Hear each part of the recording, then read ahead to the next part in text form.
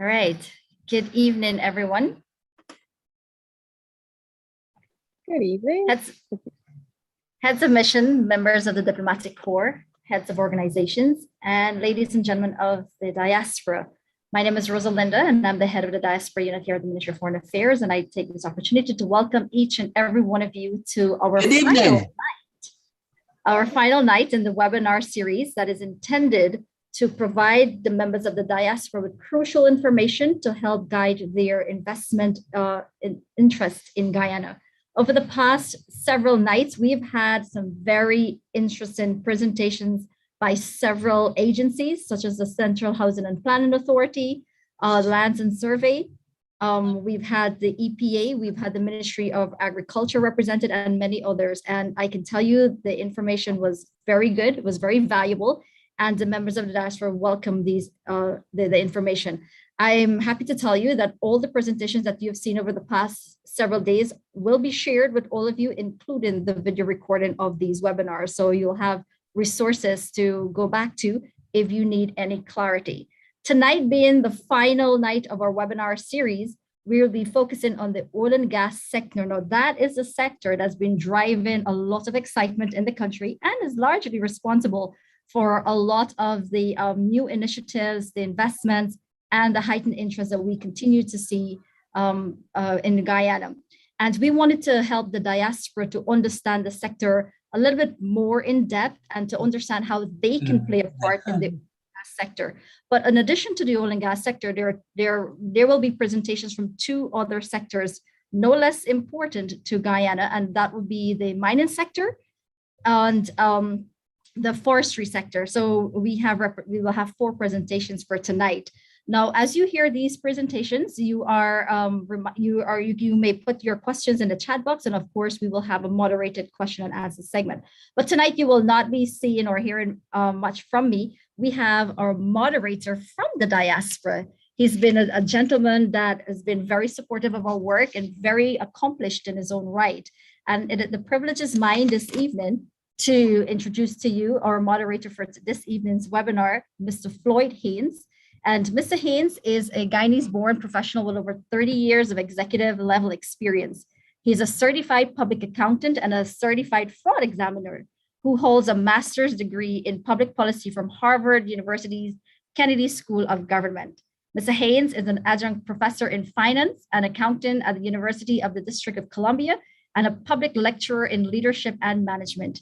He is also the founder and the president of Haynes Incorporated, a Washington-based international accounting and management consultant firm, and a member of the Association of Certified Fraud Examiners. Also, he served as one of the members on the local content panel that was established by the government. So, ladies and gentlemen, let's welcome to our webinar series to moderate tonight's session, Mr. Floyd Haynes.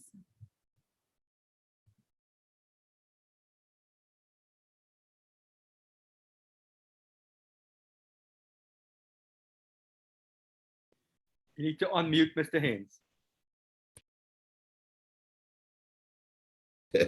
Sorry, my apologies. Yeah, I was saying thank you, Rosalinda, for that good introduction.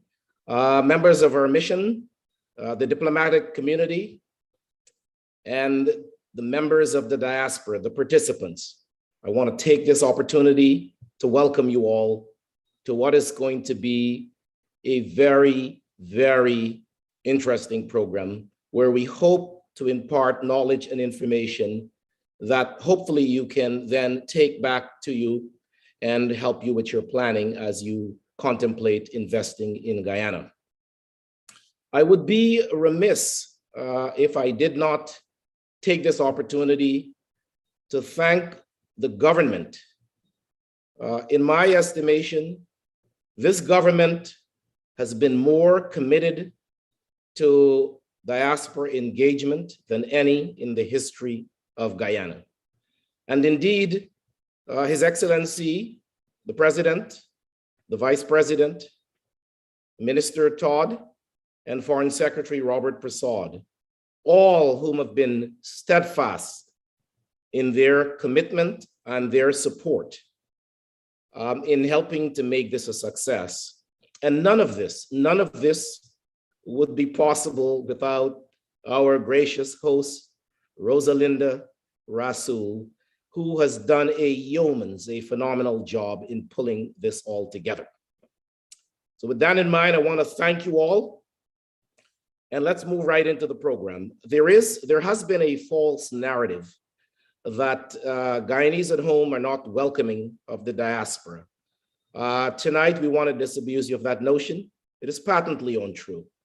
While there may be some instances where you would have had a good or a bad experience, the vast majority of Guyanese are welcoming, and it's evidenced by the presentations we've had over the last several evenings and what you're going to see today, where we have Guyanese that are opening up, presenting, offering all the information that you need with the intentions of equipping you with the knowledge and the information to hopefully get you back in Guyana. I myself is an example of diaspora integration. I live in Washington, D.C., but I'm in Guyana back and forth.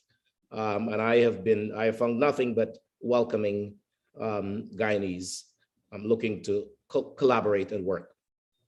So with that in mind, let me sort of lay the ground rules. We're going to introduce the speakers.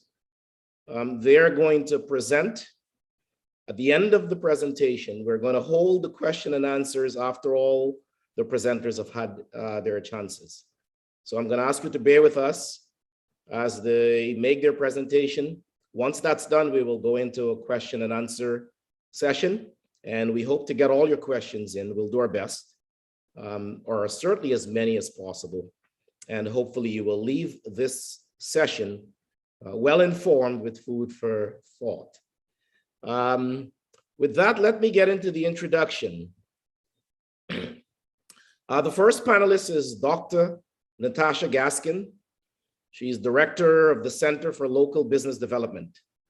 Natasha is an economist with experience in both micro and macro economics. She is the former chairman of the Bureau of Statistics and a former director of the Small Business Bureau Board in Guyana, SBB. Natasha holds a PhD in economics from the University of Reading in the UK. She will be our first presenter. The second presenter is Gupnath Bobby Gosai Jr.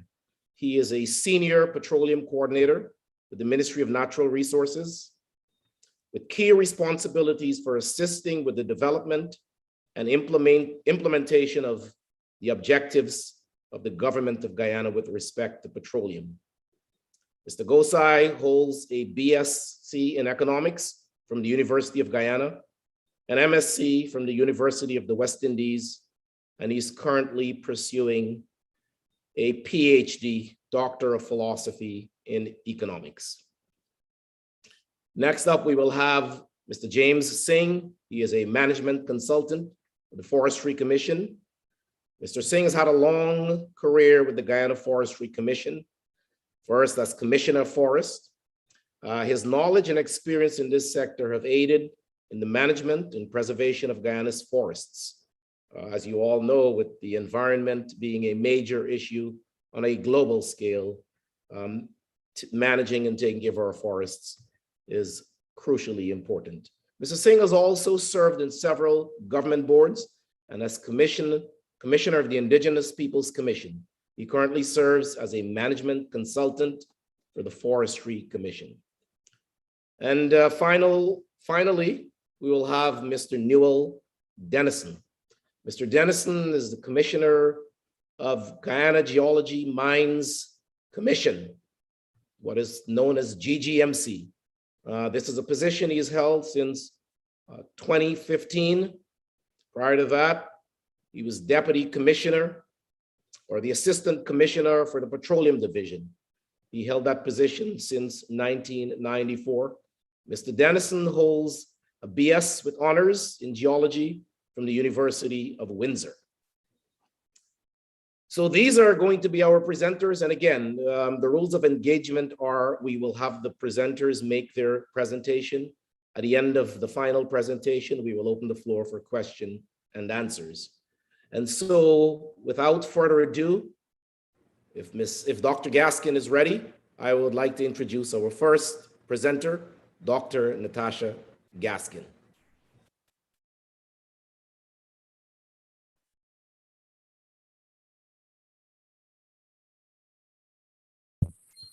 Thank you very much. Can everyone hear me? Yes. Okay, excellent. Good evening, members of the diplomatic community, the mission team, Ministry of Foreign Affairs representatives, as well as members of the diaspora. Thank you so much for having me present on the Center for Local Business Development here in Guyana, a center that I'm very proud of. And so I'll go through, what the center has been doing since the advent of the oil and gas industry.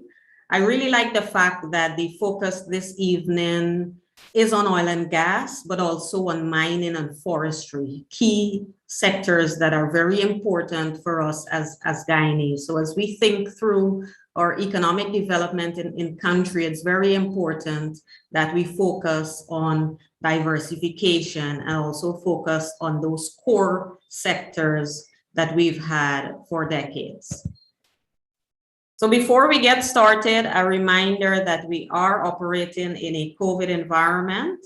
So of course, I would like to encourage you to continue to wear your mask as you go out there and ensure that you remain safe amidst the COVID pandemic that we are facing. So the Center for Local Business Development, what is the center? We would have opened our doors back in 2017. We are funded through the Greater Guyana Initiative. That initiative includes ExxonMobil as well as their partners, Hess and CNOC. And so this is where the center gets its funding. We are managed by a company called DAI Global. So DAI Global is a socio-economic company that helps operators around the world to build out local content in country. So how do we ensure that in every country that the oil and gas industry is operating, we have the development of local businesses, of local people? So this is very important. So what is the mandate of the center? The center is there to build the capacity of small and medium-sized businesses so that we can ensure that they remain competitive, that they grow that competitiveness, so that we can drive broader inclusive growth. What does this mean? This means that there's a focus on the oil and gas industry. We have courses that target that industry, but we also support core business activities. This means that are engaged in non-oil sector can also come to the center and take full advantages of the training opportunities. So the training, as I said, it's free of charge to local Guyanese businesses. And so as an entity, it's very important that we conduct analytics on the businesses. Analytics is what drives the programs at the center. This was done back in 2017 to understand the sector, to understand the businesses that are engaged in country. Of course, Exxon would have brought their business practices. They looked at centers that they have globally, and they wanted to ensure, of course, that they understood the Guyanese economy, understood the Guyanese business community and where that stood. And so this was done back in 2017, and it continues to take place. So in 2019, again, we conducted a baseline study on businesses. And in that study, we would have broadened to include just about 45 industries within the Guyanese economy. And we have seen significant growth in terms of the companies that are operating in the oil and gas sector. So as I said, these analysis really drive the programs. Back in 2017, when we started, we had to ensure that we educate the Guyanese businesses on the industry, concepts, technologies, opportunities for local content, because this is very important to us, procurement in the oil and gas industry. So for example, you know, it had to be reinforced that it's an electronic process. What does an expression of interest mean? What type of documentation do you need during this process? How do you fill out those forms? And then we started to build a health, safety, security, and environmental culture here in Guyana, one that was very much sort of absent at the time. And so our support comes through the various seminars now done online given COVID, in addition to really supporting the local businesses. We have also supported the workforce level because there was a need for two businesses, especially that have now gone offshore, and many of those are now proceeding to do so. This is something that we did not expect to happen so fast. So recently we've had Guyanese companies now that are doing welding and fabrication for offshore work. And so this, as a center, we have stepped in and trained those individuals working for these companies in health, safety, security, and the environment. But as I said before, our mandate really is to support businesses as a whole. So we do have broader business courses, so helping businesses with their financial management. For this year, we have also introduced QuickBooks. So businesses are able to understand the accounting theory, but also utilize a software to do their accounts. We have also done supply chain management as well as human resource management training courses, again, driven through the gaps that we've picked up from our analysis that we would have done in country. And for this month, we've introduced a costing course because we've recognized that there are still challenges as it relates to businesses understanding their costs, their direct costs, indirect costs, and their markup as it relates to tenders. And so we have introduced a costing course to address some of these particular issues. So education and mentorship is very core to what the center does. As noted before, this is free of charge to Guyanese businesses.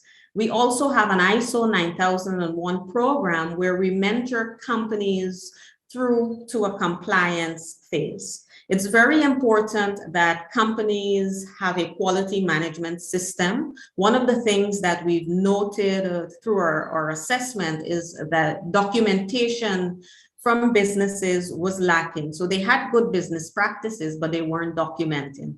And so the ISO 9001 program has certainly helped in that regard. Prior to the oil and gas industry, you know, we saw the larger businesses that had this certification, but now through the center, we've worked with 20 companies who've now completed this program. 11 are ISO 9001 certified, and we have taken in 6 new companies under our mentorship this year, and we will continue to grow this program into 2022.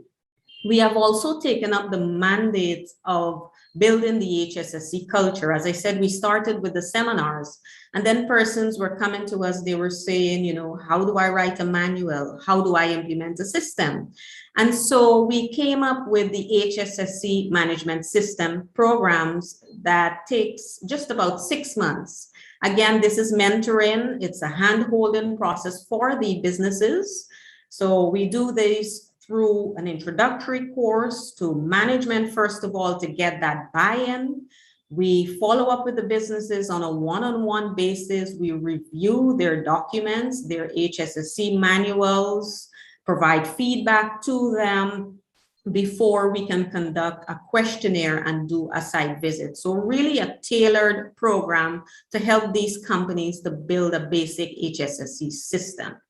And in addition, in Q4 of this year, we are going to be launching a project management mentorship program, because again, we have found that the mentorship has really supported local businesses. So while it's important that we train and we do the courses, it's very key that we mentor, that we follow up, that we meet with these companies on a one-on-one basis to ensure that they're implementing these systems. And in 2021, we have signed a memorandum of understanding with the American Petroleum Institute to promote the API Q1 program. And so this is going to be launched in Q4 also. So companies have completed the ISO 9001. What's the next step? And so for some of them, the next step is the API Q1 mentorship program. So that is what we have been doing through education and mentorship of the Guyanese businesses. In addition, the center does supplier forums. Now, it's very key that before the year starts, we provide information to the Guyanese businesses ahead of time. So this is specific for Guyanese businesses. We have a forum where we discuss the procurement opportunities that will come for the year. So for this year, we did that in very early February. It was done virtually. Back in 2018, prior to COVID, it was done in person. But of course, we need to ensure that the information gets out there to the companies. So they had the opportunity to watch the videos, to learn about the procurement opportunities, and also to have live question and answer segments with ExxonMobil and their prime contractors. So for those of you who are interested, you can visit centerguyana.com to have a look at those videos and live Q&A sessions that would have taken place. Also in 2021, we launched the Accelerate Her program. We have been seeing that there are special needs as it relates to women-owned businesses. And so again, we wanted to ensure that we reach out to these businesses. Most of these businesses are in the non-oil sector. And so these are the businesses that will benefit from the multiplier impact that is coming from the oil and gas industry as well as other sectors. So we have to ensure that they are also prepared. And so we have designed a tailored 10-week program for these women. So we would have done the boot camp, taking in just about 35 participants. And now it was so competitive. They went through the business model canvas. We had such excellent candidates that instead of selecting 15 to move on to the 9-week program, we selected 17. So it was really, really, it started off, the women, they've been engaged and they're very much excited to receive this tailored mentorship that is coming their way over the next 9 weeks.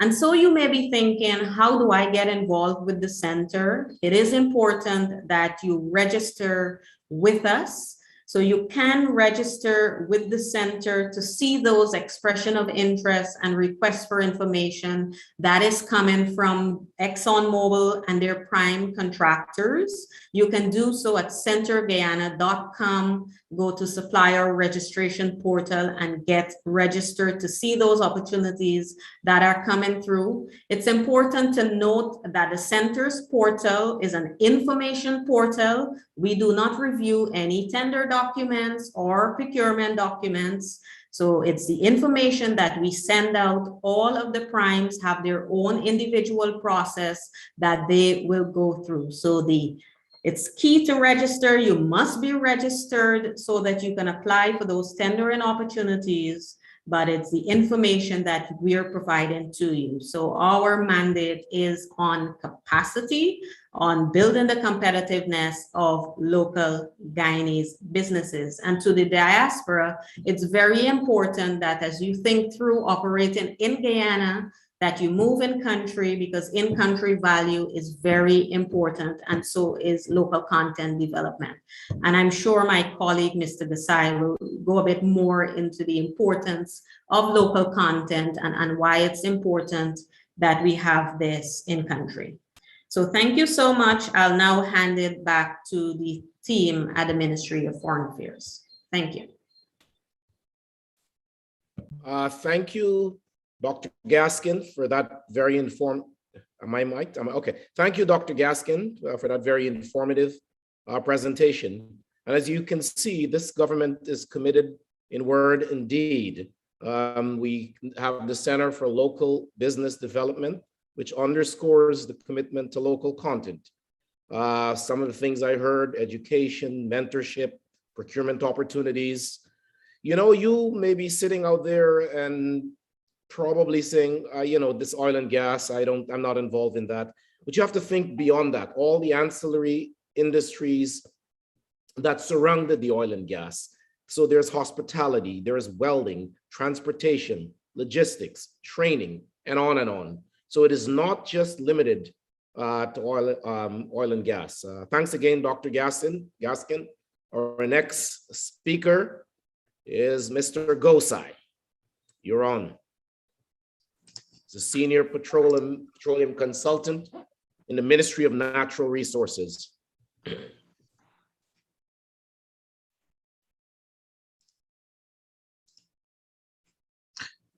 Thank you very much, Floyd. Thank you, Rosalinda and team at the Ministry of Foreign Affairs and International Cooperation.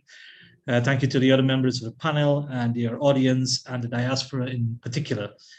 A lot of emphasis have been placed on Guyana's energy development over the last few years, and in particular from August 2020 to now, because of the rapid advancement that has been taking place from the policy side, from the legislative agenda, and overall from the government working on ensuring that the oil and gas industry provides for the benefits of all Guyanese who are interested in participating in the oil and gas development of the economy. My presentation will give you an overview of where we are as it relates to the development of the petroleum sector of this economy. I will end with some discussions on local content, as Natasha indicated. It's something that has been on the agenda for the government as we work with both the private sector and other stakeholders in the industry to ensure that we craft a policy and a legislation that can allow for economic growth, local business participation, and of course, revenue generating mechanisms for all that are involved. Now, overall, we are all very familiar with the Stabroek Block by now. From May of 2015 to this week, we have seen the number of discoveries that have taken place in the Stabroek Block in particular. We can also say that there are 25 commercially viable discovery to date. One of the stakeholders of the Stabroek Block have reported that it is 21 significant discoveries, but as a government, we're being prudent and keeping account, and we are keeping the tab on this. But generally, we wanted to show you that this is what the Stabroek Block really looks like. It is a massive piece of acreage. Of course, ExxonMobil, which is Esso Exploration and Production Guyana Limited, being the operator, and partner with Hess and CNOOC out of China. But this is only one area of focus. If you take a particular look at where discoveries have been taking place, you would notice that there's still a amount of great acreage to be explored within this block. So this brings us to an understanding of where we are. Today, we are seeing offshore Guyana, one FPSO, one production platform. It is producing just over about 125,000 barrels of oil per day on average. We know that by the end of the fourth quarter of this year, we should see the second FPSO. In fact, it is on its way here into Guyana. It should be here around the middle of November. We are expecting to start up production operation from that facility by the middle of February or somewhere into March. But what we are looking is the forecast ahead. With the amount of discoveries that have taken place, with the amount of the investment that is put in place into these operations, we know that the fourth development have already been identified, which is Yellowtail. We project that by 2026-27, there will be 6 FPSOs offshore. Guyana should be producing somewhere about between 600 to 700,000 barrels of oil a day. As I go through this presentation, this is something that we would all want to keep in the back of our minds. What does that mean for an economy like Guyana? What I like to term as an emerging oil and gas producing and exporting economy. We started the production in December 2019, and we were exporting in January of 2020. The government had its first share of entitlement exported from Guyana in February of 2020. We have just completed our 8th lift or entitlement of our crude from Guyana, which we awarded to the marketing firm, Aramco Trading Limited. So things are advancing as we move ahead in the development of the Stabroek Block. Come next year, 2022, we are expected to see the amount of lifts, the amount of economic activities, and the amount of revenues coming to Guyana will more than double as it relates to, we moved into the production of a facility that can, at peak, 220,000 barrels of oil a day. At peak production for both of them, we are seeing 340,000 barrels of oil per day. And you put that into context for an economy in the beginning of 2019 was not an oil and gas producing economy. As we move forward, we know that by 2027, we expect to see 6 FPSOs offshore. By 2029, by 2030, it is projected that there are around 10 FPSOs out there. Now, what does that mean for this economy? This is just one block that we are looking at. There are other activities taking place in the different offshore blocks with the operators, and I'll go through that as I further along this presentation. But what does 6 FPSO in the next 7 years mean for this economy? Look where we are today. As a country, we have seen that in 2020, before the pandemic, the IMF had predicted that Guyana was going to be the single largest growing economy.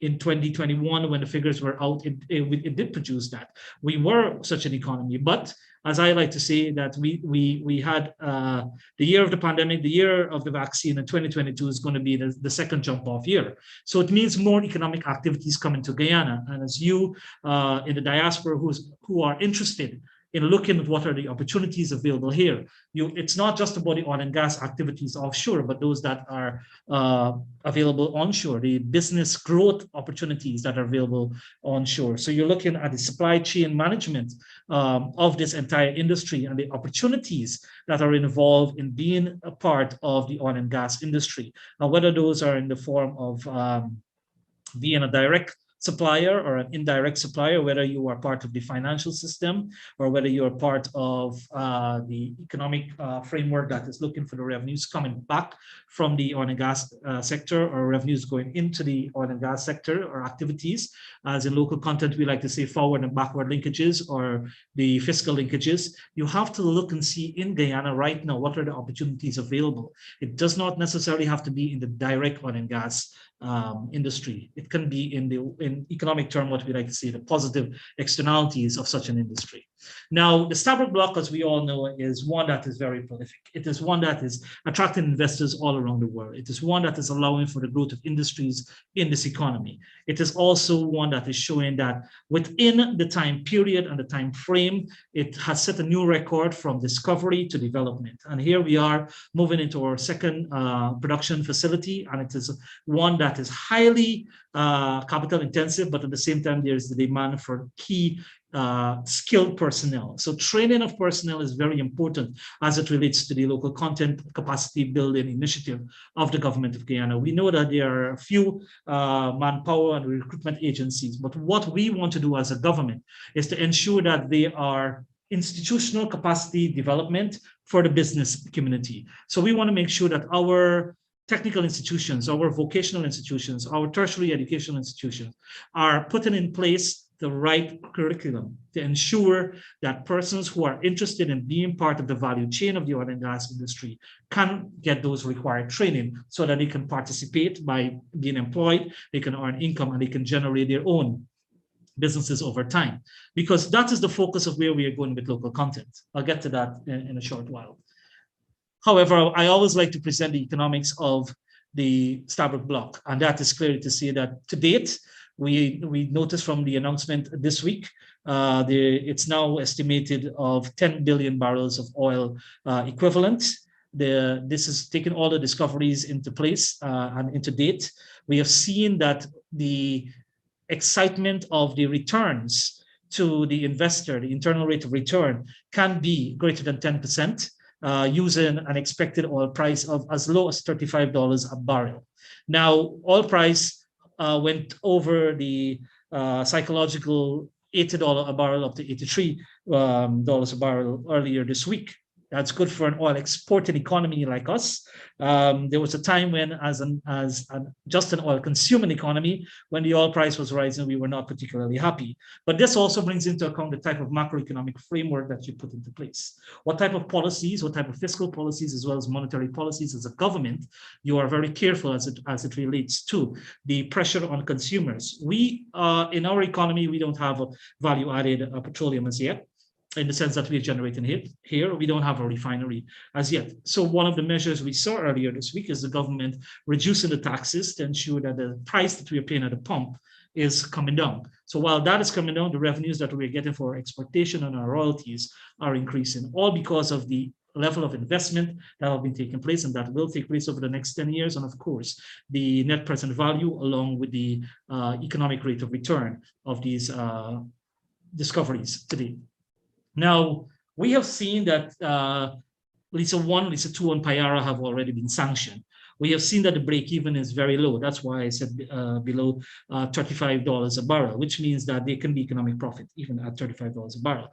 But in this economy that we are facing, that is the global economy, Guyana is no longer a country that is just part of South America as it is. It is part of the global economic system. In fact, our oil is reaching far as the OPEC countries, it's reaching the Asian countries, and it's reaching other countries, whether that is from the oil that is being sold by the government or the oil that is being sold by the other co-ventures of the block. So we are part of this. So we are looking at the entire value chain of the market that we have. So this brings us to the point that even though we are seeing that low prices of break even, where they can make an economic return, we have to be careful of how we extract that resource over the next 25 to 50 years. As part of the economic modeling that has been done for some of these developments, we have seen that oil production, even before the last set of discoveries of 2021 and 2020, oil production will be somewhere in the 2057. But now with the additional resources, we have seen that we will go beyond 2070. Now that is just to prove as an economic point. But when you start to enter into the actual extraction, that economic model changes, that fiscal determination changes, because it all depends on the size of the reservoir that is in place. So we are seeing that over time, there is going to be an advancement of the type of extraction that we are putting in place and how much we want to ensure that we can capitalize on the price today and in the future, moving ahead. So just to give you a brief of that, we have Liza 1, Liza 2, and Payara. We have seen that the development of phase 2, which is Liza 2 and Payara, are looking at FPSOs that are quite larger than the first one, and every other additional FPSO will be in the range of Payara and Liza 2. So we are looking at so when we say by 2026-27, we will be producing about 750,000 barrels of oil a day. It's not just something that sounds good, but it's actually what will happen. But once again, to remind the audience, what does that mean for an economy? It means that there must be more infrastructural development. There must be more type of particular labor that is needed here. There must be more services to provide for the oil and gas industry and for the related industries that will be advancing as we move ahead. Oil and gas is not the answer, but it is a means to where we want to go as a low carbon economy and a sustainably viable economic system to ensure that there is improvement of the well-being of the people of the country, and of course, overall better quality of life. So to give you an idea of the Orandu block, I know most of us have heard about it, but we haven't actually seen it. This is the location. This is the block, which is of course operated by Tullow. There is also Total and Qatar Petroleum, part of this operation, and Eco Atlantic, which is a junior trading company on the London Stock Exchange. Then there is the Kunuku block, which of course have been operating by Repsol for a number of years. We hope that the discovery happens within the new year in this block as well. And of course, You know, there's Total and there is Tullow in this, and you would notice from the ways in which Total has been operating and Tullow has been operating. Qatar Petroleum is always part of that consortium. And of course, there's a Berbice block, which many of us are familiar with respect to CGX and On Energy. There's a Currentine block, which CGX, of course, is the operator. They have had a farm-in by Frontiera Energy over the last 3 years, which is also part of their financing mechanism. They are undertaking activities right now. Reported last week in the news, they have indicated that the drilling activities are as per their expectations. They are positive. And they are holding it very keen to ensure that they can report by the end of their drilling program that there is a discovery. And of course, we would be happy about that. We want to see the other blocks open. We want to see that there is an industry of the offshore sector in Guyana operating. There is one block that is doing very well, but for us, we know that Suriname, which is right next door, they have had some big discoveries over last year. We have the Quarantine block, we have the Kanji block, which is right next door. So the potential for more hydrocarbons found within the Guyana waters are there.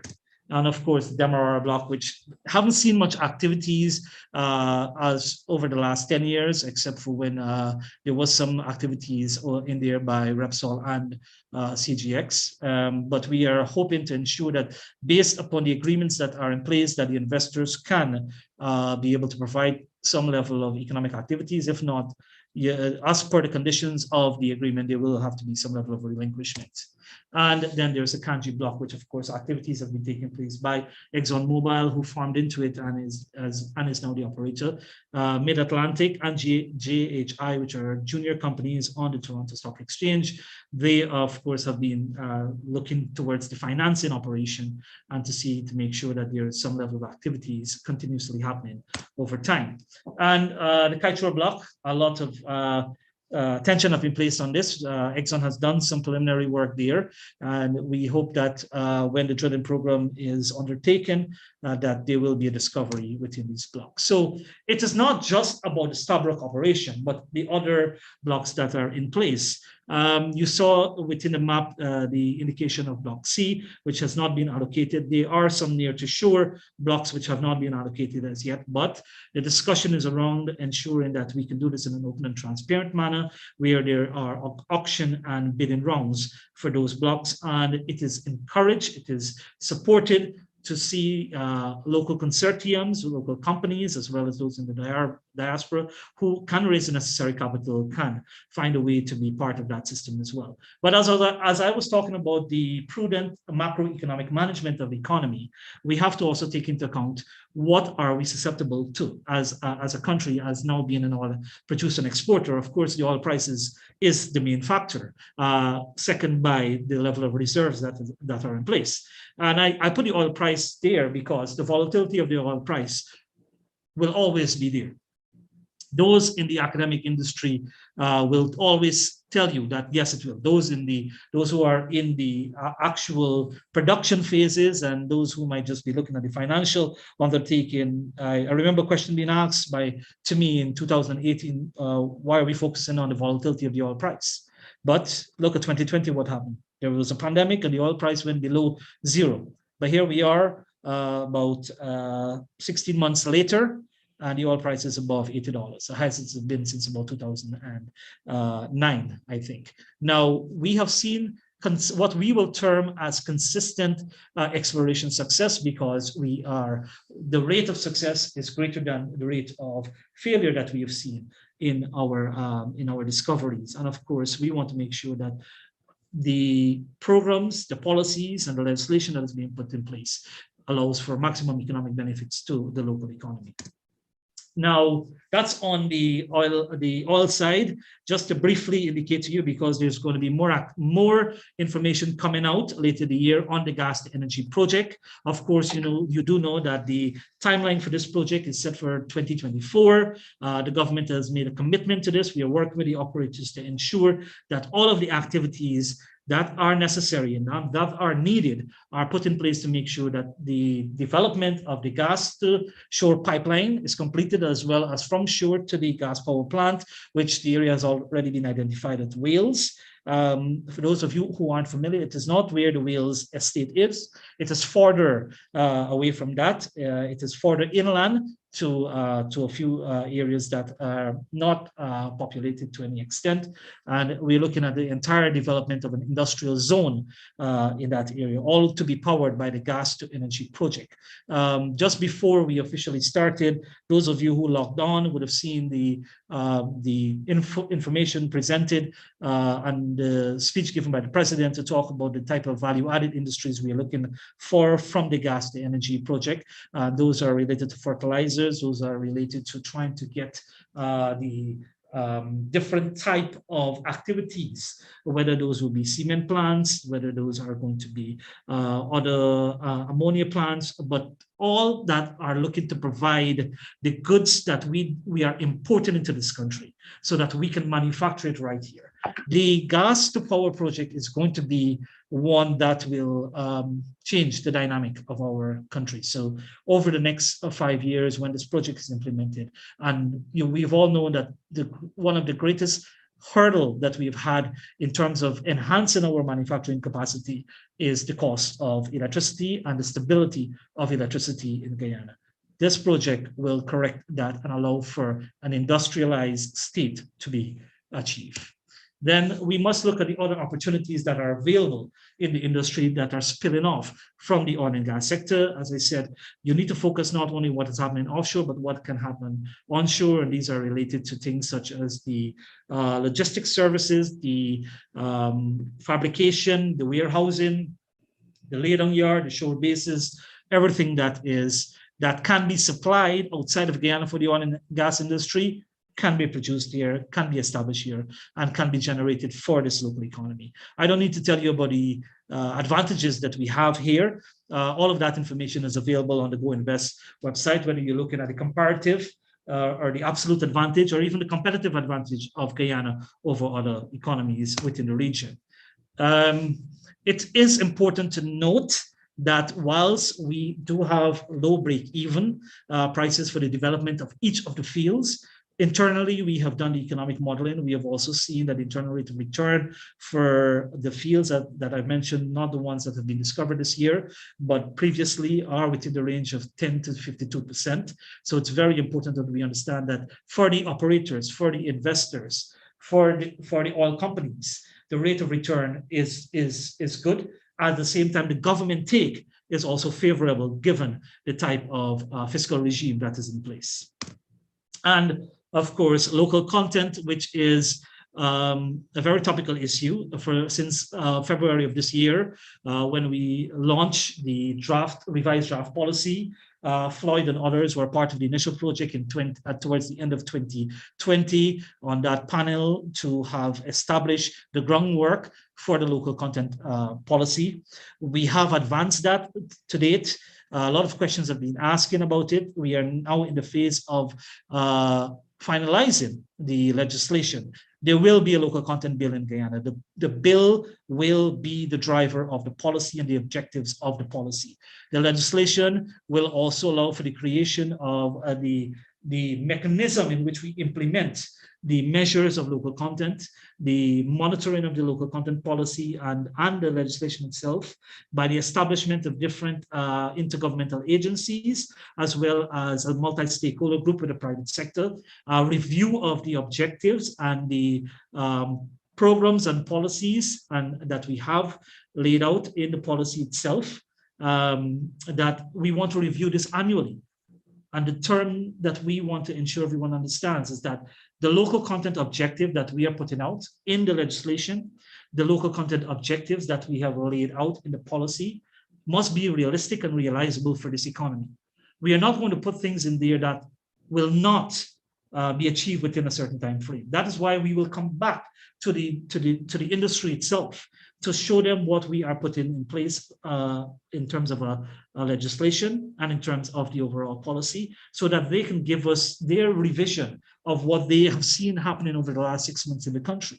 So the So what we want to make sure is that the legislation itself will be one that allows for economic growth, local participation in the industry, more business development, and of course, more revenue generating mechanism through the policy, through the legislation, through an implementation plan, which we will have, a monitoring evaluation framework that we will set up. We will also have a local content agency, secretariat agency office. The name has not been finalized, but we will have an institutional arm that will be managing the day-to-day operation of local content. So local content will be the driver of the economic benefits of the oil and gas industry for Guyana. And it will feed into other sectors and subsectors of the local economy. So on that note, I want to thank you for your time and listening to me.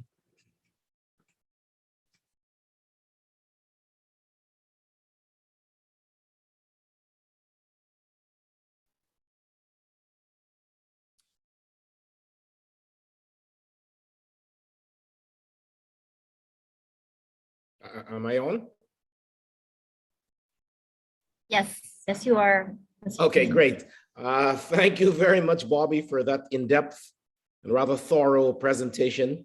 Again, I want to encourage you all to come to Guyana, register your business in Guyana, register with the Center for Local Business Development, and be a part of what's happening in Guyana. Our next presenter would be Mr. James Singh, a management consultant with the Guyana Forestry Commission. James, you're up. Okay. Thank you, Mr. Moderator, and good afternoon to everyone. All protocols observed. Next slide. The forestry sector of Guyana consists of 18.3 million hectares, which is approximately 87% of Guyana's land area. The Guyana Forestry Commission was established in 1979 and has jurisdiction over the state forest estate, which is approximately 12.5 million hectares. Of those 12.5 million hectares, the allocated forest is 5.3 million hectares, or 42.4%. And the contribution to GDP as a raw material is about 3%. When you consider manufactured products, it is much higher. We have an employment average of about 20,000 persons, and in 2020, the production was 324,787 meter cube, and exports were $31.2 million US.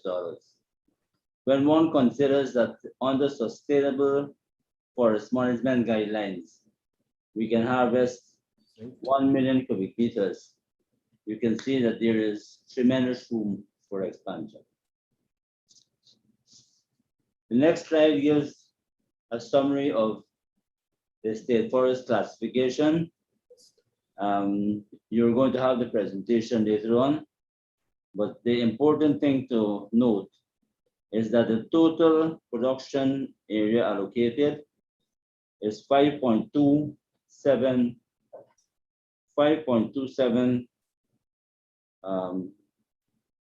million hectares, and the unallocated forest, which is available for investment, is 7.3 million hectares. Next slide. This here is a pictorial representation of Guyana in relation to South America. And you can see the green color, 87% of the country is covered. Any forward-thinking organization must have an up-to-date and effective framework. This gives a snapshot of the robust legislative, policy, and procedural framework for the forestry sector. We have a Forest Act 2009, PF Cap 2007, and Forest Regulations 2018.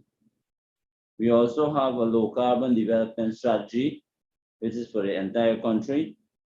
And recently, we completed our National Forest Policy and Forest Plan and Code of Practice. We also have clearly defined procedures for state forest allocation, state forest harvesting, processing of forest products, and domestic sale and export of forests. So the whole range of activities from harvesting to export.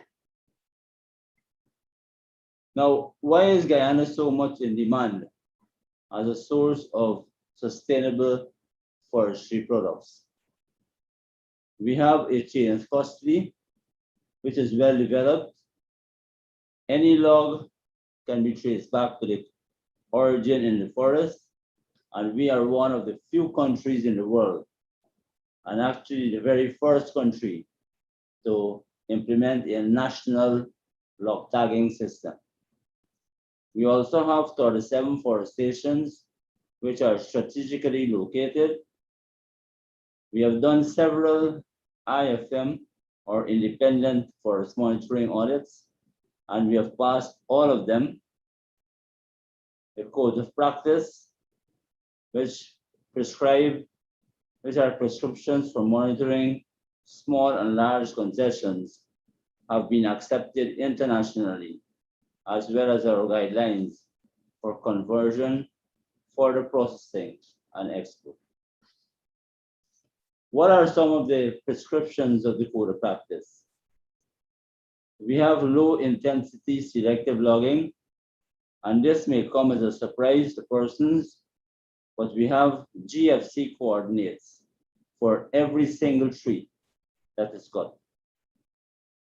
Additionally, an average of one tree is cut every 2 acres, or every 5 acres, every 2 hectares, or every 5 acres.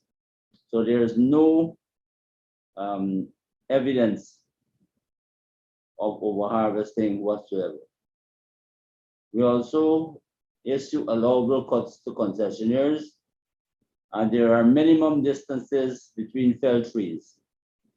What this does, it does not create any large gaps in the canopy, and therefore natural regeneration of the seedlings and saplings, commercial seedlings and saplings, is promoted. We have taken it also one step further, where 100% pre-harvest inventory is done for large concessions. Those are concessions over 8,097 hectares. Analysis is done before harvesting. I mentioned that there are log tagging and GPS coordinates for all trees. This next slide shows example of a log tagging, how log tagging is done.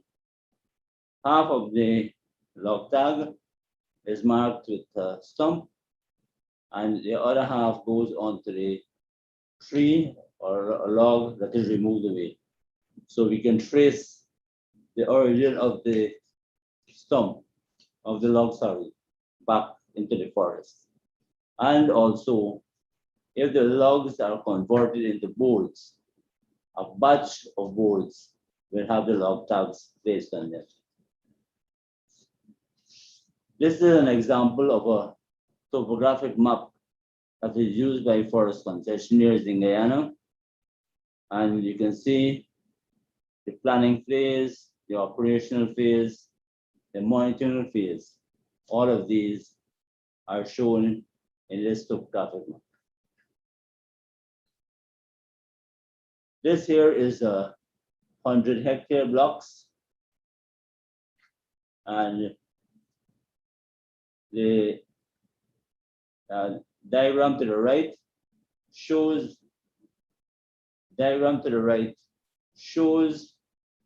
how the planning is done.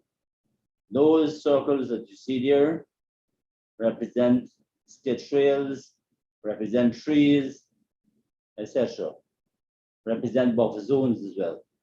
So we are able to tell with certainty which trees can be felled and which trees cannot be felled within the allowable cost. Now, what is the enabling environment we have to catalyze the forest sector and stimulate forest sector investment? Currently, there is a huge construction boom, with the domestic market demanding supplies which simply cannot be met. There is collaboration with the Ministry of Health to build thousands of low-income wooden houses. So again, this is a very, very viable investment opportunity. What Guyana has also done is safeguarded its markets by increasing the common external tariff on pine, plywood, and other imported timber. And we have gone one step further by ensuring that you must have an import license required to import timber. The log export policy has been revised. In the past, only concessionaires could have exported logs coming from their own concessions. We have relaxed that now, and once you are in good standing, it is easy for you to purchase and export logs and lumber. We have many local companies which now have the FSC Forest Management and Chain of Custody certification. We are doing ongoing efforts to regain the green heart market to the United States. One tremendous opportunity that we have is for the development of a consolidated or dimensional stockyard, where you can buy logs, stock them, converting into lumber, and have a ready supply for both the export market and the local market. And there is a host of incentives that are given by the government, some of which include no VAT on logs, sawn lumber, machinery, and based on the level of your investment, you can also have investment agreements. In addition, the government has recently issued advertisements for 30 new concessions. And come 2022, we have probably another 40 more. So all of these are there to stimulate production and help meet local demand.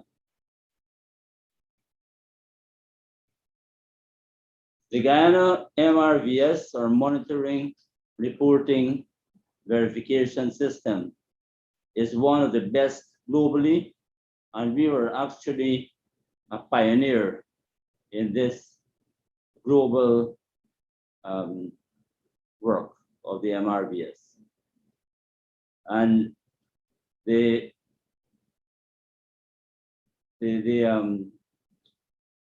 care that we have taken in ensuring that our forests are not destroyed is shown in the deforestation rate of 0.05%, which is one of the lowest in the world.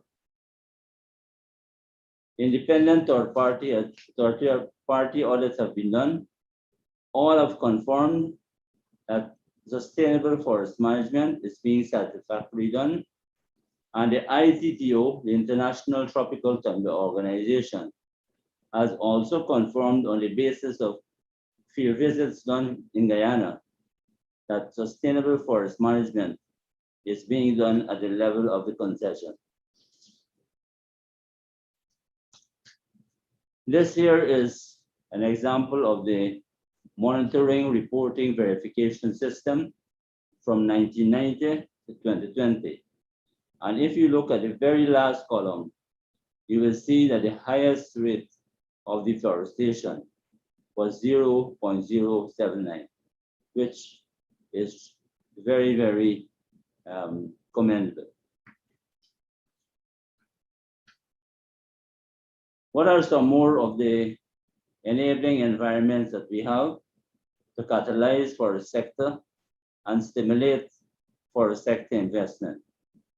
Guyana has initiated the Guyana EU FLECT VPA in November 2018, and we are now in the pre-implementation phase.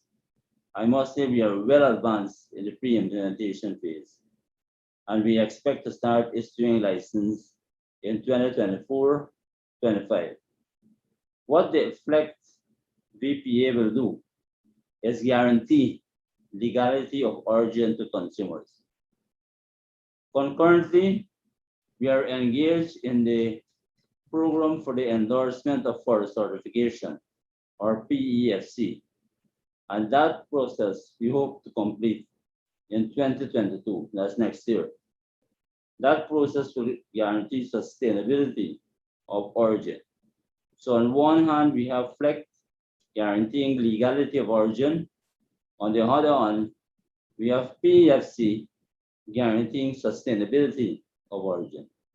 So therefore, our products should not find it difficult to get into any markets. As I mentioned earlier, Guyana can sustainably harvest 1 million cubic meters per year. We are only doing about 400,000 cubic meters. There is great room for expansion of production and associated added value activities. And the VPA and the PEFC certification will maintain markets and guarantee other lucrative ones. This is an example of some of the forest produce that is prepared in concessions. We can see the high quality of the forest produce. Admittedly, not all produce is of this quality, but we are working to get it. What are some additional investment opportunities? As mentioned, the allocated forest can produce 1 million cubic meters under sustainable forest management guidelines. And actual production is just 35 to 40% of this. We encourage joint ventures with existing large concessions to increase production. Increased production would lead to increased processing and manufacturing. We also offer targeted incentives to support harvesting and the manufacture of added value products. There is a guaranteed domestic market, the housing drive, spin-off from oil, etc.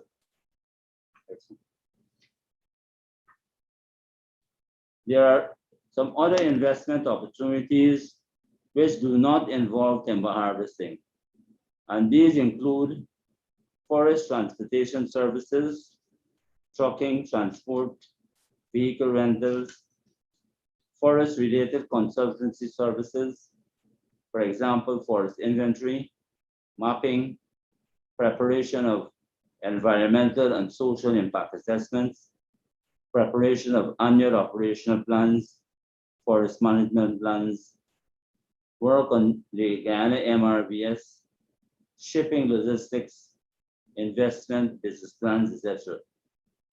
A great opportunity also exists for reforestation programs in degraded forest areas. For example, in areas where mining has occurred. The National Forest Policy also mandates the GFC to do forest plantations. And this is an opportunity for an investor to come in. We spoke about the consolidated yard, buying and selling forest products on a large scale or a consolidated hub. Thank you very much.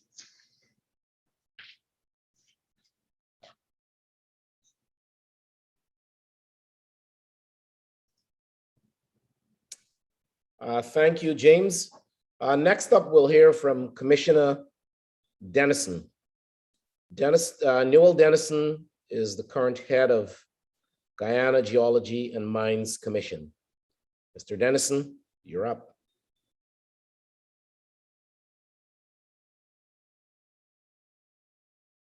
Mr. Dennison, are you? Is Newell there? Let me check the participants. I saw him. Yeah, I saw him signed on. Yes, he's on. Let me. Oh, great. Go right ahead.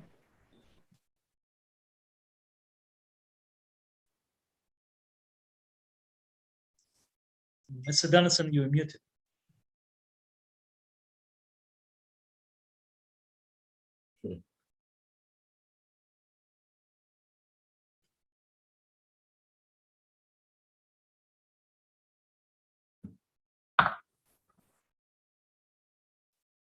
Okay, thank Mr. you. Dennison needs to unmute.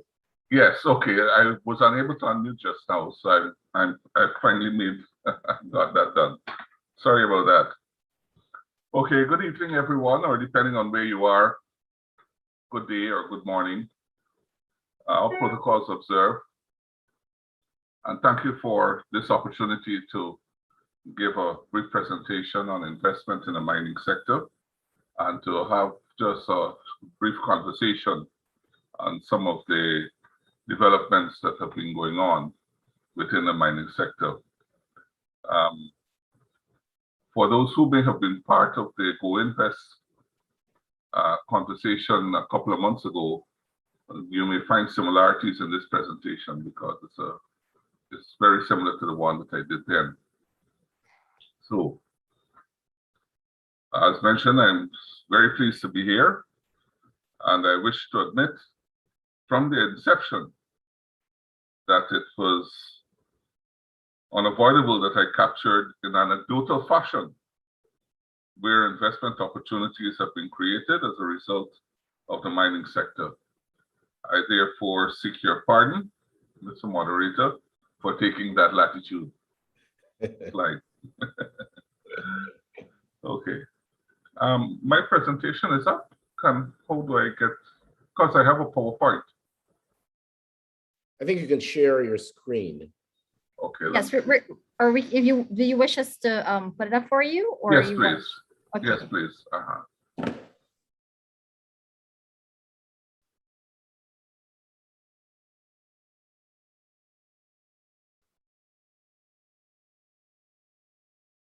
Wonderful, thank you.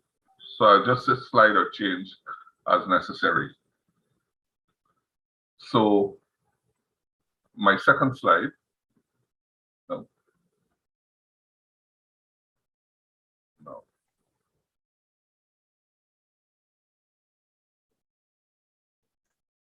Right, great. So this slide sets out the format of this presentation.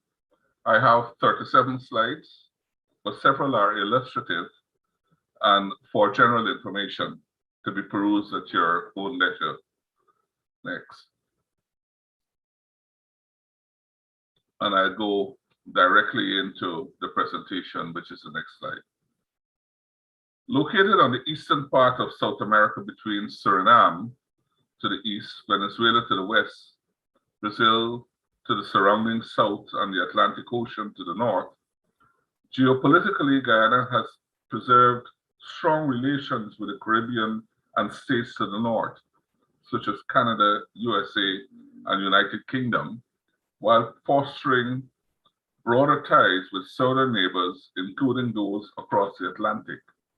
Slide. Guyana's profile is known to most. Slide, please. Guyana's profile is known to most, and economically, Guyana's macro drivers have been in natural resources and agriculture, with manufacturing and value-added associated industrial activities underrepresented. Next. A major challenge for Guyana's development lies with the centralization of services on the coast and thinly established communications between the coast and the hinterland, where the variety of natural resources are located. But this creates its own diverse opportunities that are no doubt obvious and of which there will be some brief mention later herein. So let me direct our attention to the mining sector. Next slide, and the next. Guyana is generally well known for its traditional and perhaps historical connection with the mining and production of gold and diamonds, bauxite, stone, and other quarryable materials, including sand and loam. While these are in themselves open to further growth and development, there are several other strategic commodities that could benefit from capital investments for exploration, exploitation, refining and manufacturing development, and export. To emphasize that point, I have included the next slides, 9 through 12, with production trends for your convenient perusal afterwards. Suffice to say that despite COVID and other circumstances, the sector held its own and is poised to surge for gold production. Diamonds are at a low point, but certain constraints are being addressed and improvements are expected. Stone is already trending upwards, and bauxite, for the time being, has an absent operator, but it remains very relevant and viable. If such depictions are shown again in a year's time, I anticipate there can be incremental growth shown for all commodities, and the advent of manganese production could be part of the record. So why invest in Guyana? They are the usual known facts. Tested and stable political climate, democratic, English-speaking, literate, and ready labor force, sound institutions, legal systems separate and independent of interference, etc. However, the following are just as significant. Geologically, some 36% of Guyana encompasses highly mineralized crust, the greenstone belts, consisting of the Mazaruni group in the south, the Cuyuni group centrally, and the Barama group in the north. And these are associated with gold mainly. Next. Gold mining in Guyana has been in the artisanal and mechanized scale, offering declarations in a good year of approximately 500,000 ounces, with production arguably at approximately 750,000 ounces. Inadequate exploration and inefficient recovery processes contribute to this situation. It is important to know, however, that in the past 30 years, Guyana has only managed 3 bona fide gold mining operations at a large scale, each with declarations above 150,000 ounces per year on a sustainable basis. This reality does not appear to be in line with the potential that is available. I therefore represent that in the area of gold mining in Guyana, investment which is alive should be far more aggressive. Next. With the advent of changing attitudes toward fossil fuels, alternatives are being pursued. Power cells are improving, and there are strategic elements such as scandium and lithium that have become attractive for exploration and exploitation. In fact, the suite of rare earth elements, also including cerium, neodymium, yttrium, uranium, and thorium, have become popular. Along with certain base metals such as copper and nickel, within Guyana's mineralized zones, the prospects for these strategic but non-traditional minerals have been identified, and I am promoting here that these also can present for aggressive exploration. Slides 17 through 19 illustrate the general occurrences for the mentioned suites of elements.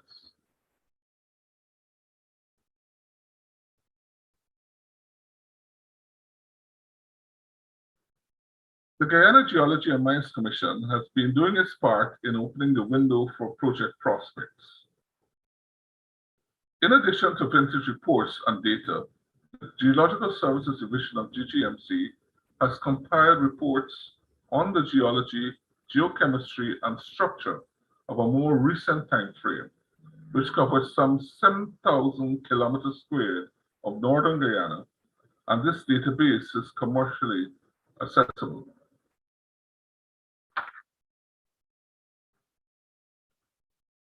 Guyana has struggled with the exploitation and development of bauxite since its fortunes immediately post-war appeared to slowly evaporate.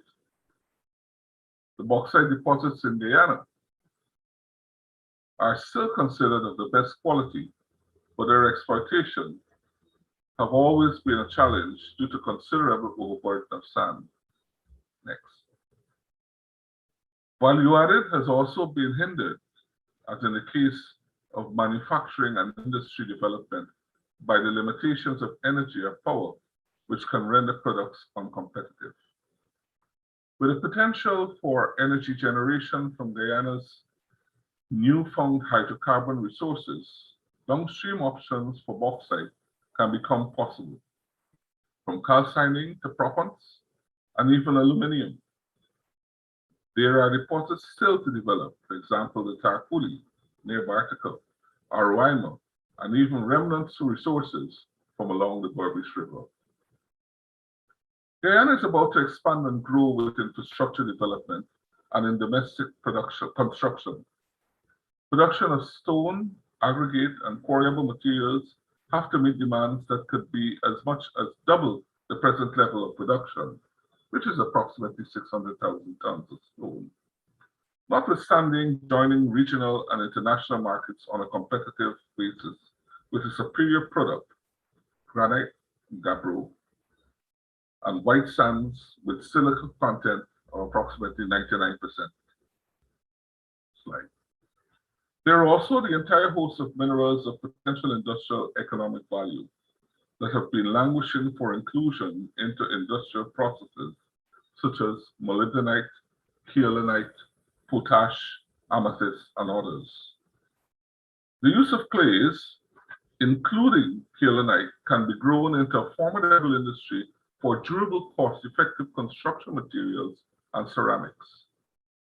Semi-precious stones such as amethyst, jasper, and topaz are likewise available for that which could open initially for community empowerment as a sustainable venture involving financial partnerships through projects enabling mechanisms, perhaps UN Millennium Goals funding, than more direct fiscal adventurism in lapidary products. On a large scale, I would add dimension stone to this mix. This slide, 25, speaks to accessibility to the hinterland, of which mostly I have been referring. The road network is very limited. Riverine options are commonly used, but are curtailed by rapids and falls. Seasonal patterns render travel in the hinterland a logistic headache. Air travel to the airstrip hubs that serve mining and forestry also serve ecotourism. Therefore, investment in transportation and communication is an open and virtually untouched area on several fronts. Tourism comes on the back of post-mining preparations for community survival. In a practical sense, mainstreaming reclamation works become a unique and innovative consequence to another high-value tourism product. Next. Now a word on mining tenure. The manner in which the mining tenures of Guyana is structured allows for projects directly focused on regional exploration at a large scale, development and mineral exploitation, which is at the Commission for Geological and Geochemical Surveys, prospecting licenses, and mining licenses. Opportunities at a more junior or medium scale level, which is preserved for Guyanese, require partnerships and joint ventures.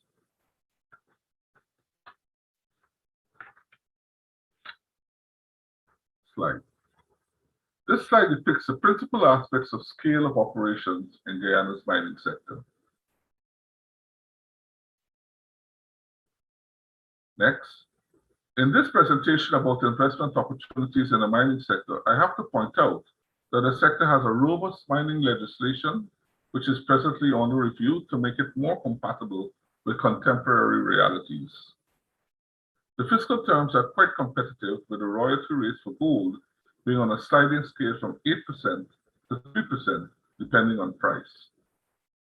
There are attractive concessions on equipment, via the mechanism of an investment development agreement alongside the mining license. Notwithstanding the promotion of the sector for investment and development, the mining sector has to conform with certain environmental imperatives which speak to avoided deforestation, clean waterways, reclamation, and a plan for the national level to respond to the Minamata Convention, where alternatives to mercury must be embraced in the recovery process. There is also a strong commitment from the regulatory aspect for occupation, safety, and health. Next. Finally, please permit me to speak briefly on the oil and gas sector, which my colleague and friend Bobby has alluded to earlier.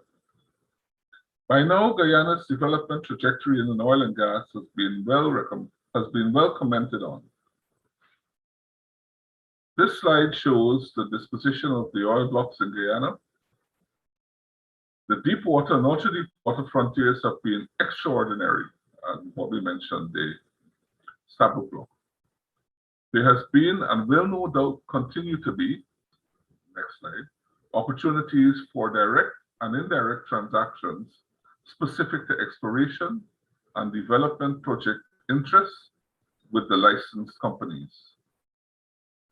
The many facets of the industry provide investment, for example, within the maritime sector, engineering and design, maintenance and security, transportation and communication, surveying, and the mainly technical and technological services that are centered on the sector.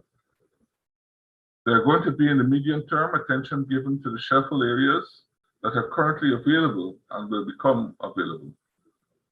The shelfal areas should still be considered frontier, as on neither side of the border, Guyana or Suriname, has there been the kind of de-risking as has occurred in the deeper water environments. Associated industries of the oil and gas sector for investment include gas to power, petrochemicals, shore-based services, information technology modernization, banking, financing, and investment services, and specialized training. There are expected to be some nearer-term changes that were placed in the public domain on updated legislation for oil and gas, updated fiscal and economic regimes, a modified specimen of the petroleum agreement, and along with local content policy that is under consultation, the sector could open up for all the mentioned areas to become growth centers for economic diversification. Slide. So I am to conclude.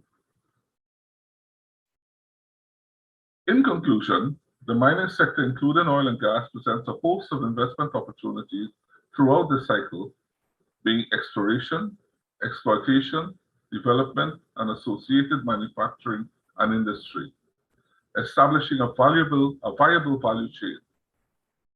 Gold and diamond mining, platinum group elements, rare earth and base metals provide the incentive for the several tenures in mining to be pursued, and within which there is much room for capital investment, either independently or through joint ventures.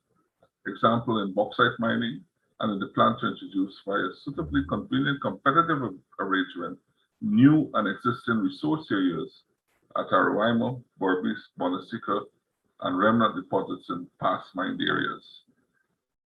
The growth trajectory for Guyana includes infrastructure and construction, which will create a demand for stone, aggregate, and sand. The mining sector is undergoing a review of the laws and regulations, and fiscal initiatives and incentives, such as duty-free concessions, have been presented to stimulate investment. For the oil and gas sector, there is much on offer within the associated manufacturing and industry arena. Gas to power and petrochemicals are just two. The gas to power can provide downstream and value added for bauxite, creating a window for mines development, which has been elusive due to capital input. As the government improves coast to hinterland communication with attempts to decentralize services, and with the GGMC conducting regional geological, geochemistry, and structural surveys that provide valuable data that becomes commercially accessible, there is much room for the mining sector, including oil and gas, to substantially increase its potential with its capital and other resource investments that Guyana makes a ready destination for. Thank you.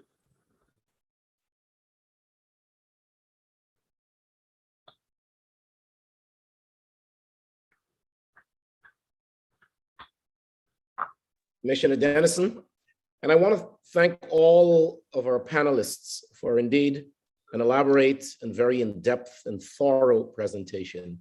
I hope the participants enjoyed the presentation, and we look forward to answering your questions. We're going to now go into the Q&A session. We're going to direct the questions to specific panelists, but I would ask the other panelists to feel free to add to or augment any of the answers as you see fit. Without further ado, let's jump into the questions. The first question is for Mr. Gosai. Mr. Gosai, how does a small Guyanese business joint venture with an international enterprise to take advantage of this economic boom? Are there any requirements for Guyanese participation? Sounds like it goes to local content. Mr. Gosai? Clearly there, Floyd, it is a local content question. One of the things that the diaspora and persons who are interested in Guyana further afield, no matter where you are or who you are, is that Guyana has been promoting itself as one that is open for business, and it is an investment destination with great potential and opportunities. What we can advise you to do if you're interested in any of the given areas, whether it's oil and gas or not, is to contact the Guyana Office for Investment.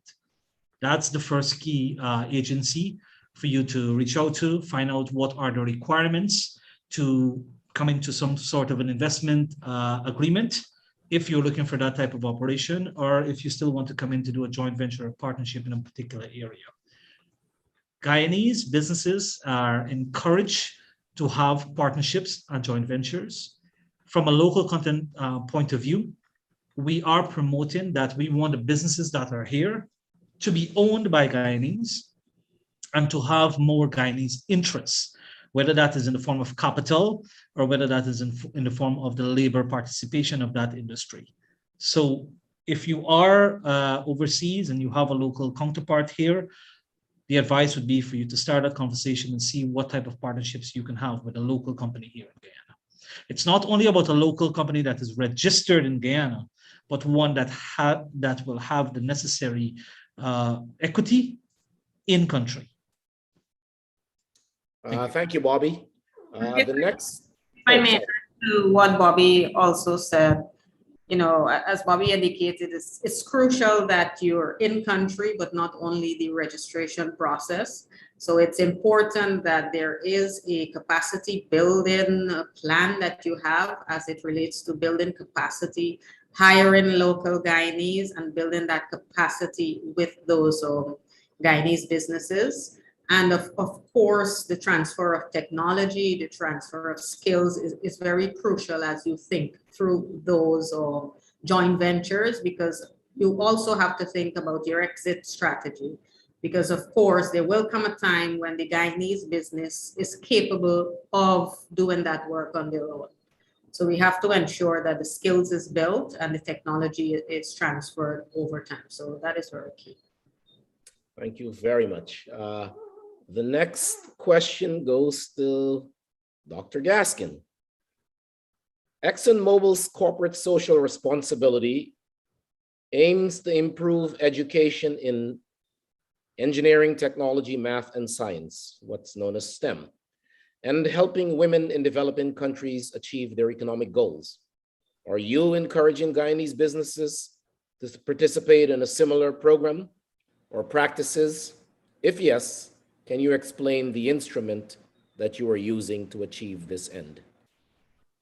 So indeed, we have been seeing Exxon, as part of its corporate social responsibility, invest in the technical schools, invest in the university to develop those skills, and also in the center to develop the supply chain in country. What we find as it relates to corporate social responsibility, we have engaged through the United States Embassy. We've been engaging local suppliers. However, these are more or less the larger suppliers. So you'll find that they're still very, in Guyana, we still have many smaller and medium-sized businesses. So what we are doing is really engaging the larger entities as it relates to the corporate social responsibility and ensuring that there isn't duplication of effort. So there is rather a more coordinated approach. So this is something that we started together with the US Embassy, and it will continue. Of course, over time, we will begin to see the Guyanese businesses grow more, the medium-sized movements, be categorized as more large, and we'll begin to see more investment as it relates to corporate social responsibility. However, at the moment, we do have businesses that are investing in sports, investing in indigenous community, as well as renewables. But again, it still remains mostly around the medium size and larger entities. Thank you, Dr. Gaskin. The next question goes to James. Mr. Singh, you mentioned the low carbon development strategy. Are carbon credits something investors should be aware of? If yes, how are we monitoring and demonstrating accountability for the carbon credits? When a business says they're complying with carbon credits, how do we know?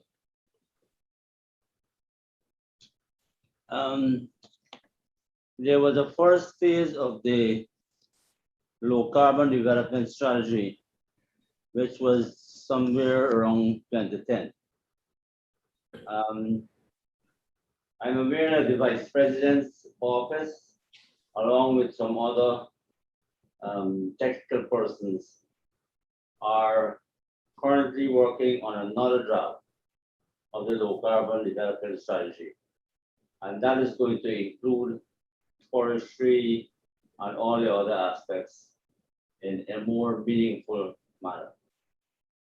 So that draft, I think, is going to come out for public consultation before the end of the year. Thank you, James. I see we have the question from one of the participants, Bernard Rollins. I'll go ahead and call. Hey, Bernard, you're up.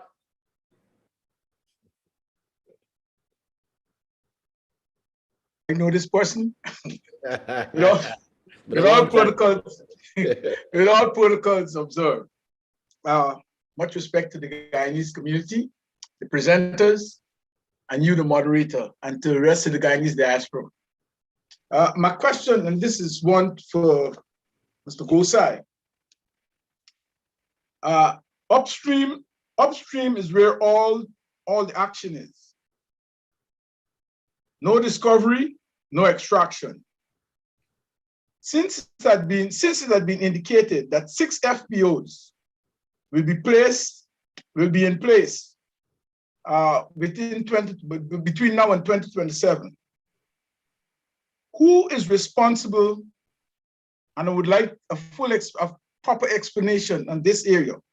Who is responsible now and further on for measurement and verification for all the lifts that are taking place in Guyana? That's one.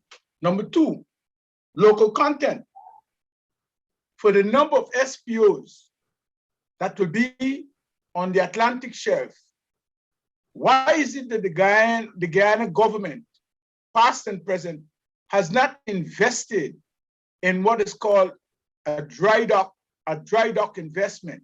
Why do we now have to continue to go to Singapore to obtain FSPOs? And I would lay back and I would take back and listen to your response. But I would like to know how much local content is involved, not only in the development, the dry dock and the servicing of the SPOs, but I would also like to know about local content and its involvement in the education aspect, whereas not supply chain, but I'm talking about engineering, supply chain engineering, because the chain cannot function.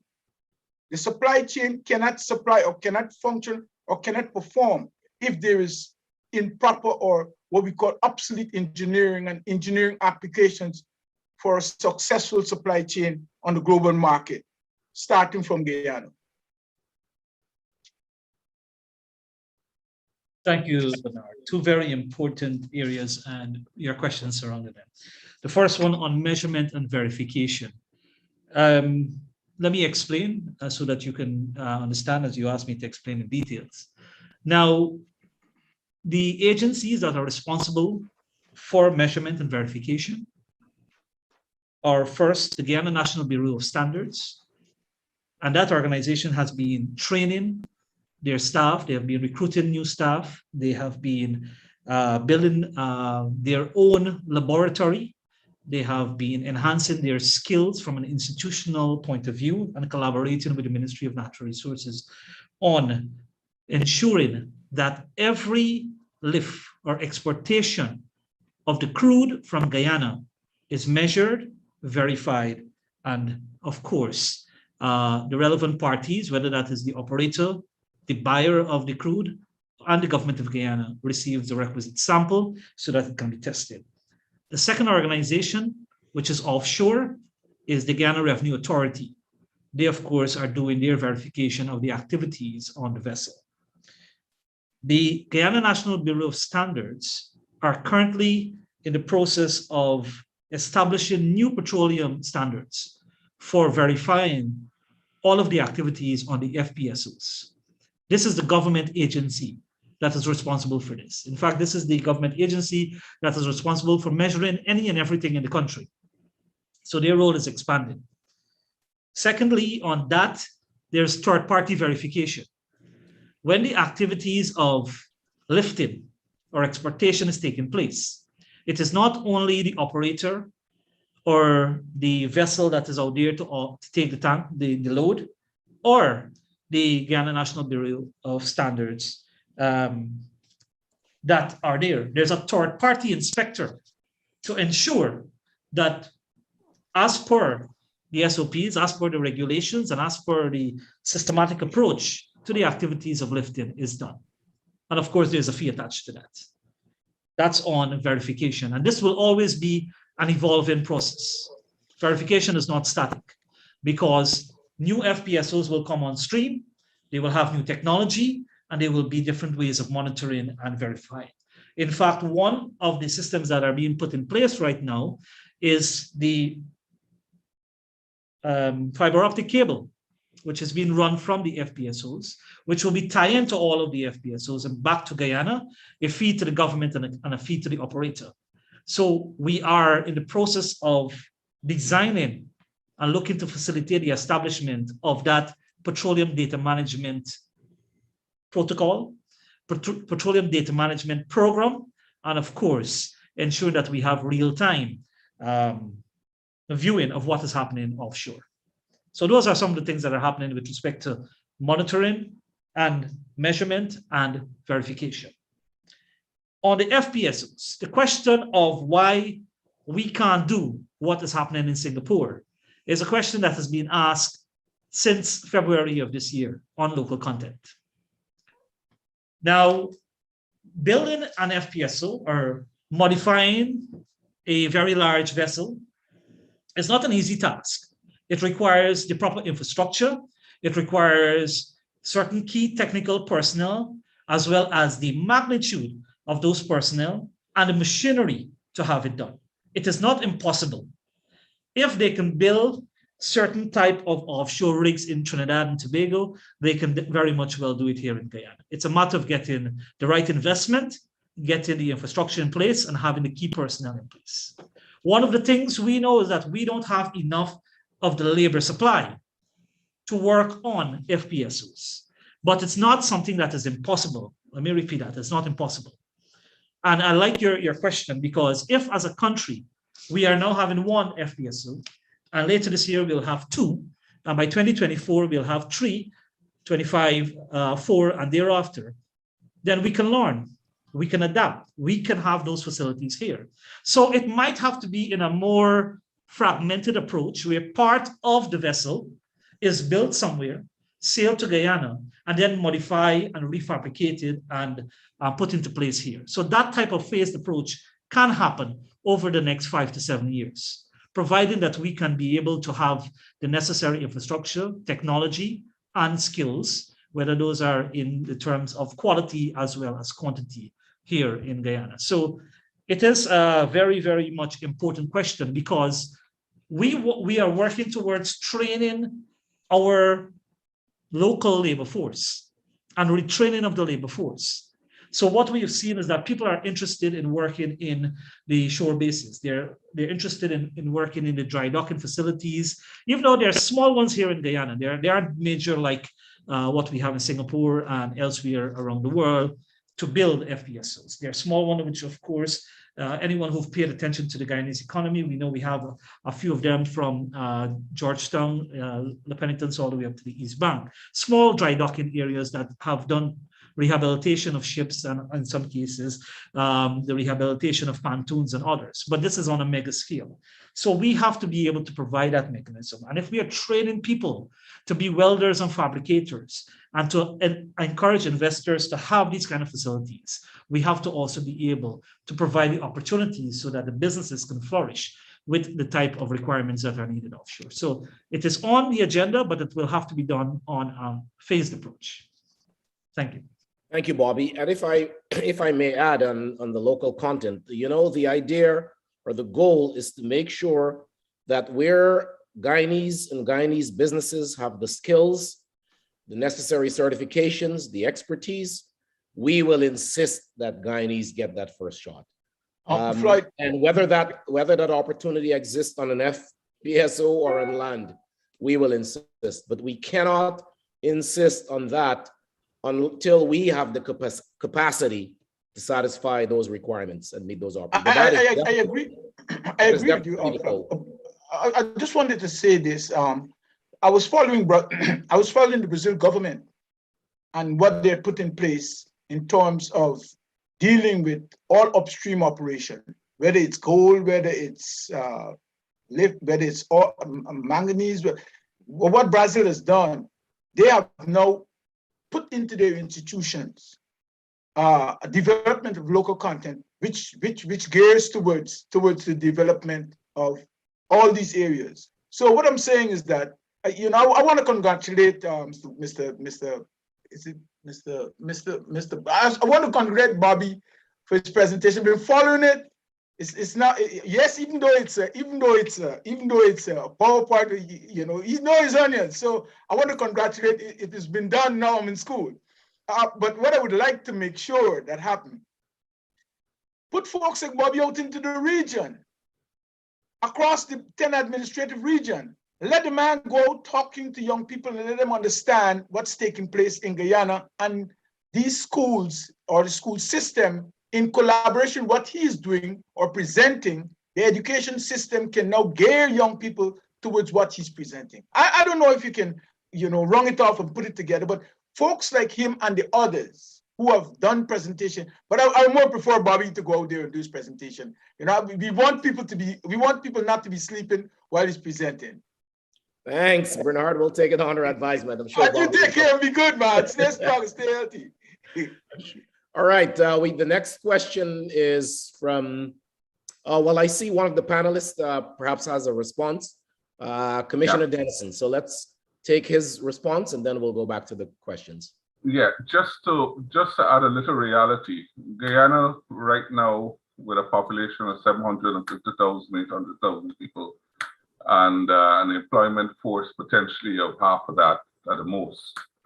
We're looking that we will have to have a significant influx of human resources of all kinds if we're going to even think about achieving some of the local content back and forward links that Mr. Rollins is anticipating should be there. I've heard figures circulating that within another 5 years, we need to have at least 3 to 5 million people in the country, which in its own way is a massive undertaking at many levels to deal with as a country. So, you know, we've got to be realistic in the things that we contemplate going forward. Thanks, Newell. Next question, I see it's Joseph Roach. Joseph, you're on. Hello again, and thank you. I got a couple questions. I'm gonna try to make it as quick as possible. The first one is actually towards you, sir, Mr. Hayes. On the local content law, one of the things that I would, when do you think it will be actually completed and introduced? And while it's being studied, the framework, the overall framework when it comes to the local content, is there a possibility of having certain things added there when it comes to the youth? And when I say the youth, I'm talking about the young people, because we have a large population of young Guyanese that's should be part of this great wealth that's coming to the country. Also, ex-offenders, we have to look out for them. We have to give them an opportunity, because if not, you know what will happen if they cannot have that kind of opportunity. A suggestion on that, when I was at the university up here at Central Connecticut State University, I participated in co-ops.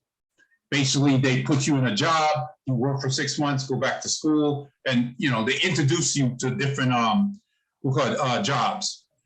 Second question would go to the CLBD, to Ms. Peters, and basically the same thing. As you work with different companies, and one of the things I think you should stress is to see if it's possible. You can never demand that they do it, that they introduce young people into their framework, either as interns or something, to allow these young people to be exposed to this kind of work, especially, once again, ex-offenders. And the next thing would be on, clearly we're going to have to update immigration laws in Guyana, because the 700 to 800,000 people probably will not initially be able to handle the type of work that will be coming. I believe it's not particularly the oil and gas. It will be all the offshoots. It's the new schools that the government will build. It's the new hospitals, all this stuff, the new roads, the housing that's going to go up. So you're going to have labor to do that. And I hope that a lot of that labor will come from Guyana initially first, and then others could come in. And another big thing is this. I think it's a beautiful thing that Guyana should seek the knowledge of Guyanese across the world. But at the end of the day, the youth of Guyana is the important ones, because they will be taking over from old gray-haired men like me who come to Guyana and to do positive stuff. They will be taking that stuff from me and others and carrying it on. And we have to make sure that we put and invest in our youth and ex-offenders. And you hear me saying that because I've been in corrections for 28 plus years, and I've dealt with disadvantaged kids up here in the United States for years. And one of the driving things is that I said to myself, maybe it's time to give back to my homeland, where the majority of my family was born. And I've been going back and forth. I never believed I was going to be able to do that. I didn't even think I was going to marry a Guyanese. My father always used to say, marry a Guyanese. Yeah, would you know, Dad? Would you know? God rest his soul. I married a Guyanese, and I'm actually going to be, have been going to Guyana a decent amount of times, even with the slowness and the process is going. I'm a glass half full type of person. I believe that even with all the negatives, and there are some negatives in Guyana, overall, we as a country will be able to pass through that and go forward. But remember, the youth, we need to prepare them for the future, to take over this mantle that we are given to them. Let us give them the knowledge and the skills. Let them be the engineers that run this up. And I also want to add this, and I know I'm running my mouth. I want to add this part. One of the things that Exxon, and I'm a stockholder of Exxon, does, and I've been doing pretty good actually, when they do posting for jobs, a lot of these companies, one of the things I noticed, the qualifications, even for the simplest office assistant, they make it so technical that it's almost, they're going to find somebody that from the outside to fill that position because it's so technical. And then the reason I know that, I worked for the state of Connecticut for years, and managers, when they wanted certain people or a certain thing, they set the qualifications for that person. And I think in certain ways, maybe they don't know they're doing it, they set qualifications for a lot of jobs. I'm not talking about the serious technical ones, but the office assistant, the office manager, the vehicle, driving a vehicle and stuff like that. So I'll pass that to you, sir, to see if you could answer or expound on what I just said. Thank you very much. Running my mouth so long. Thank you very much, Joseph. No, it's an important question. Let me just say, the goal of local content, and I don't want to mislead anyone, the goal of the local content, we're getting some reverb. The goal of the local content legislation is to make sure that qualified Guyanese and Guyanese businesses get a fair shot at working with the oil companies.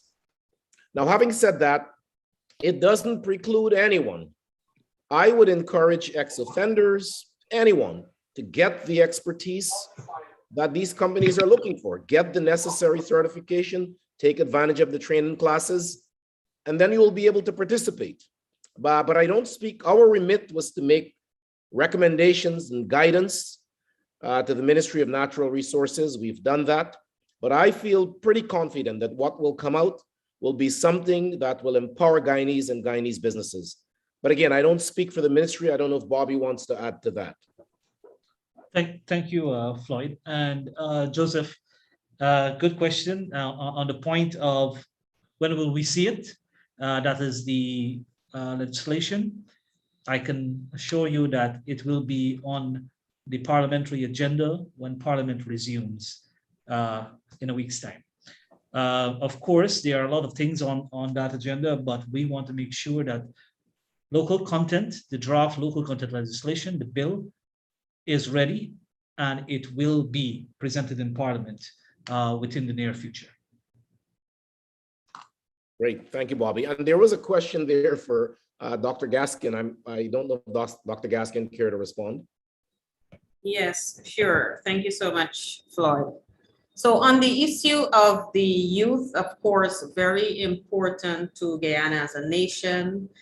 Back in 2017, as a center, we undertook a study of the technical and vocation schools here in Guyana to see where the gaps existed.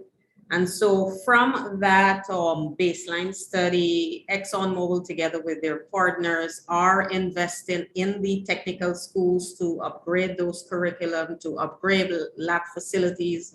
They are investing in the university. So they have dedicated through the Greater Guyana Initiative US $10 million per year as investment into technical schools, the university, as well as supply chain management and other community investment. So again, it is critical that our young people get involved. And so that process has started and it will continue. So it's not going to stop there. We are seeing several of the prime contractors and the operator themselves. They're hiring Guyanese, they're hiring engineers, they're hiring technicians. In fact, now, if you go to the university, they'll tell you, you know, they're taking all of our engineers. We need to produce more. So that's the state at which we're at presently, because again, we need to focus on our labor force. It's quite small. So that investment is ongoing for the next 10 years, together with other investment, of course, coming from the government of Guyana. Thank you very much, Natasha. We have another participant with a question. I just want to encourage, we're trying to get all the questions answered. We want to get as much in as possible. So I want to encourage you to be succinct, to direct and to the point. Let's go to Albert Peters. Hi, good evening. This is not Albert, this is Albert's connection, because I'm having some difficulty. Hi, Floyd, this is Wayne. How are you? Wayne Poole. I am well, Wayne. Good to hear from you. Good to see you. I want to commend the presenters tonight, Ms. Gaskin, Mr. Gosai, Mr. Dennison, Mr. Singh. Wonderful presentation. And I'm sure you all will agree with me that transparency is a mediator of accountability, and both principles are pillars of a functional democracy, which applies to all of the 22 constitutional bodies in Guyana. And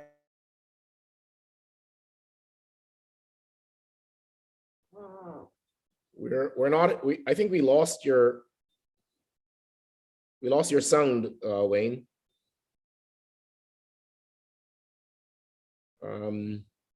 Okay, Rosalinda, should we move on to the next question, or is somebody fixing his audio? So far his audio is okay. We haven't, nobody's done anything, but what we can do, maybe ask some of the questions that were sent in chat box, and we can come back to Wayne in a bit. Yes, Wayne, absolutely. can you hear us? No, he's not here. Okay, so yeah, we'll bring him back on as we move right along. The next question is for Bobby. Seeing that there's so much oil being discovered around Guyana, what happens if someone discovers oil on their private land? Who will be the legal or rightful owner of this oil? What are the terms, conditions, and procedures? Are there any laws, acts, or procedures in place in case of such a discovery? I like it. It's a good question. Bobby? Yeah, it's an excellent question. I'll give part of the answer, and then I'll ask Mr. Dennison to answer as well, because we've had situations where people have found resources below ground in their private property, and they were able to utilize it for their own domestic consumption, not for commercial consumption. So as per the Constitution of Guyana, the resources belong to the state until such time it hits the wellhead. And if you have a license, whether that is a prospecting license to explore, or if you happen to find it by accident, the state, of course, will be involved in that. But it depends on the level of the resources, the magnitude of the resources, and for what purposes you will want to use those resources. So to put it simply, if you find oil in your backyard, as we like to say, as per our constitution, you will have to enter into an agreement with the government of Guyana, and where necessary, you would have to pay the royalties and taxes on that resources. That's a simple answer to it. Mr. Dennison? I don't think there's any more. I had answered it on the chat already. But all minerals are vested in the state. That's the beginning. We have had situations where inadvertently individuals on private property have encountered natural resources, for example, shallow gas and such. And it has cost us, the GGMC, quite a bit to bring those situations under control. Fortunately, we saw an opportunity, and in such instances, we've designed it so that the property owner could have access to it. But that's not always the most favorable outcome. And in any event, we wouldn't want individuals on private property to attempt to explore in their own right. Any kind of exploration activity requires a license, a permit from the state. So that is a construct that inevitably will guide how we treat with our natural resources and oil and gas if we find it in the backyard or in the outhouse, as we've seen some caricatures in the newspaper indicate from time to time.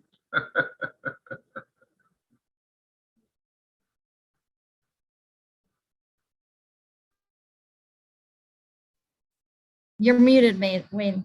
Mr. Flo, you're muted. Okay. Yes.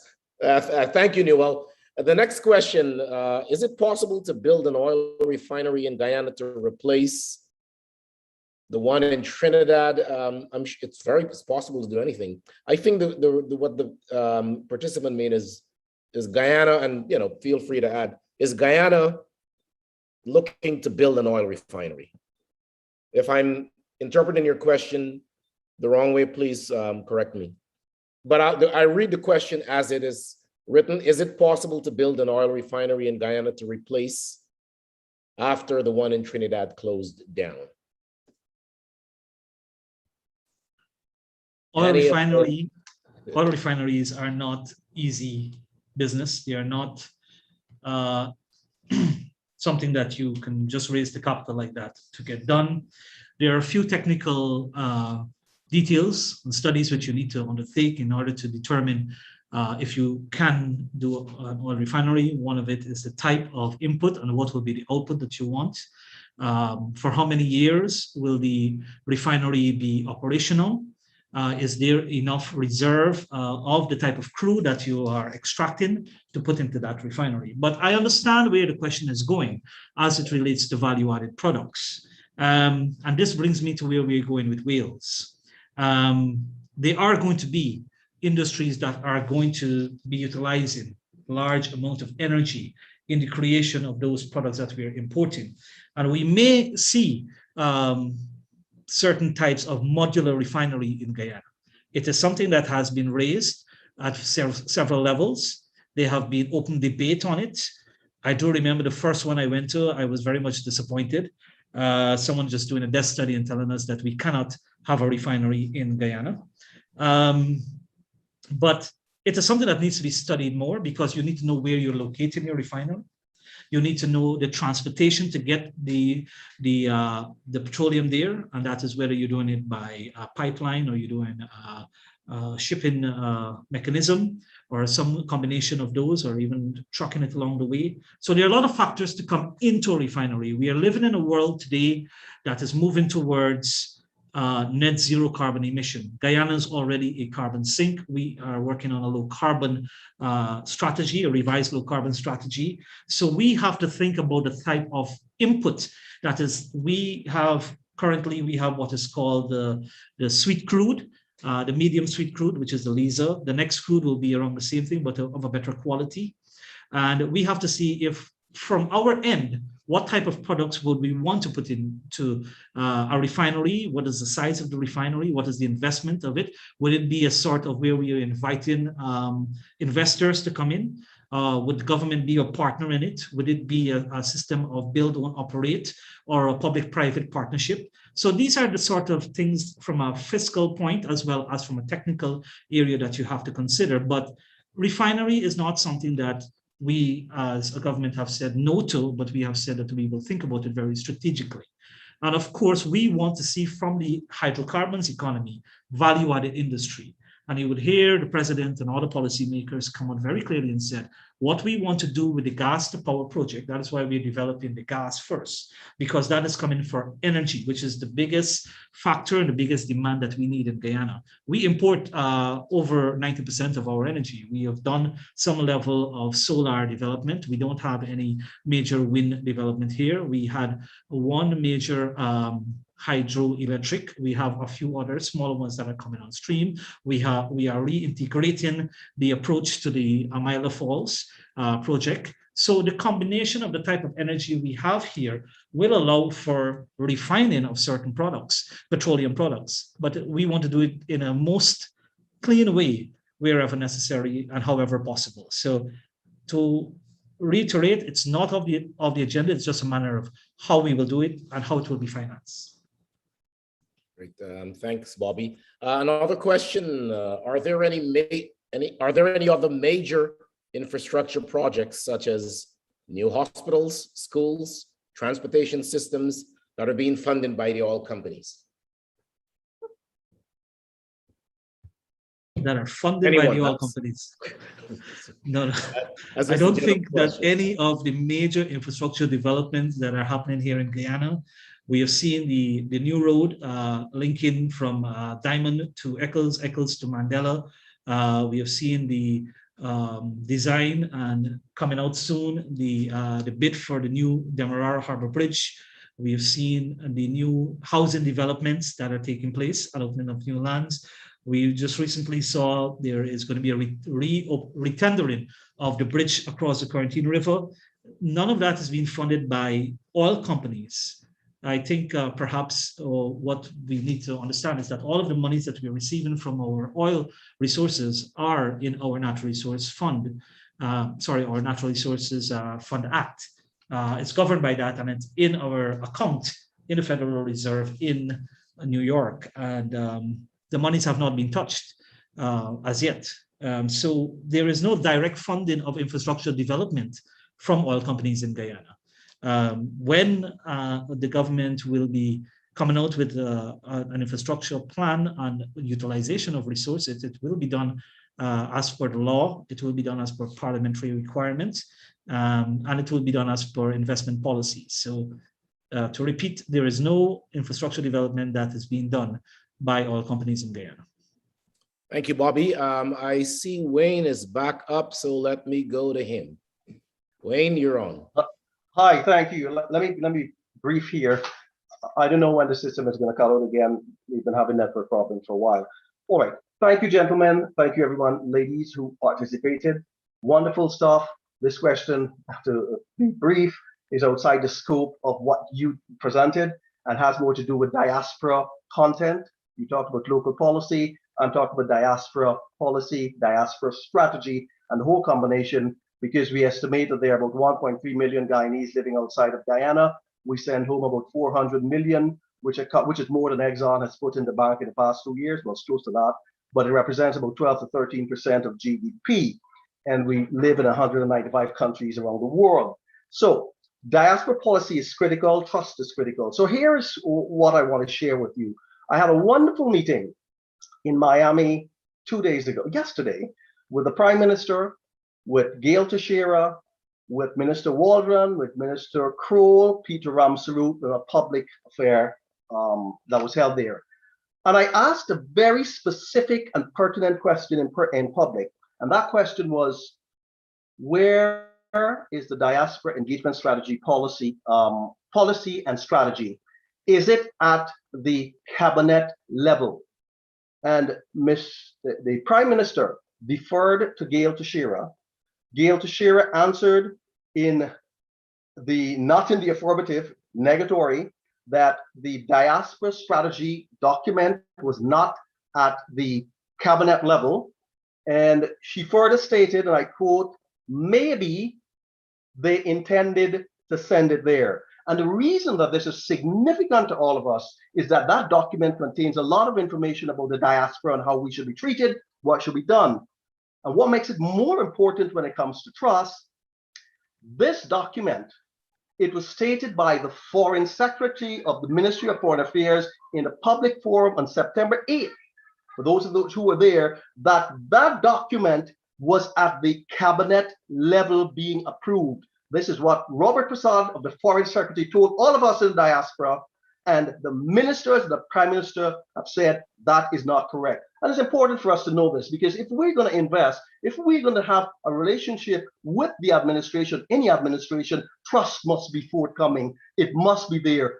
And all leadership must be held accountable, and we must be transparent. And I was shocked, so were those who recognized what was said, that the ministers said it was not at the cabinet level. But we were told in the public that this diaspora engagement strategy document was at the cabinet level. So it is very perturbing and disturbing to hear that sort of information and get that conflict. And the question I asked you, Floyd, and to Ms. Rasool, would you be so kind as to tell us later on exactly where that diaspora engagement strategy document that was created by the IOM in 2017 and that was revised in 2020 is right now, and why it hasn't been shared with us? It doesn't build trust. Now, restoring trust to us in the diaspora is a colossal problem, because when you do things like that and it comes to light by the minister and the Prime Minister, we wonder how can we engage further. So this question to you, Floyd, I know you're a man of high integrity and credibility. I know you well. If you can pursue that to find out where the document is, we in the diaspora, everyone here would like to know where it is and why we were given a Trumpian kind of explanation for that document. I thank you. I apologize that I didn't ask you guys all of the pertinent questions for your wonderful presentation, but there's more behind that I will not talk about at this point. So I thank you. And that question, everyone should be asking, where is the diaspora engagement strategy document? Thank you, ladies and gentlemen. I do appreciate your time. Thank you, Wayne. It's a very valid question, and I will follow up on it as you've asked me to, and I will make arrangements for someone to get a response to you. We will follow up on it.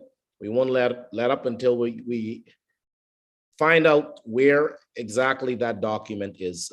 However, I wanted to keep this forum specific to the presentation this afternoon. So Wayne, you have my word. I'll follow up in it, and someone will get back to you. Thank you, let's Floyd. try Appreciate it. let's try to get through the questions relevant to today's discussion. And thanks again for that question. Another question I have here. There's an oil refinery in St. Croix, where I live. It's up for sale. Is Guyana interested? Bobby, you're on.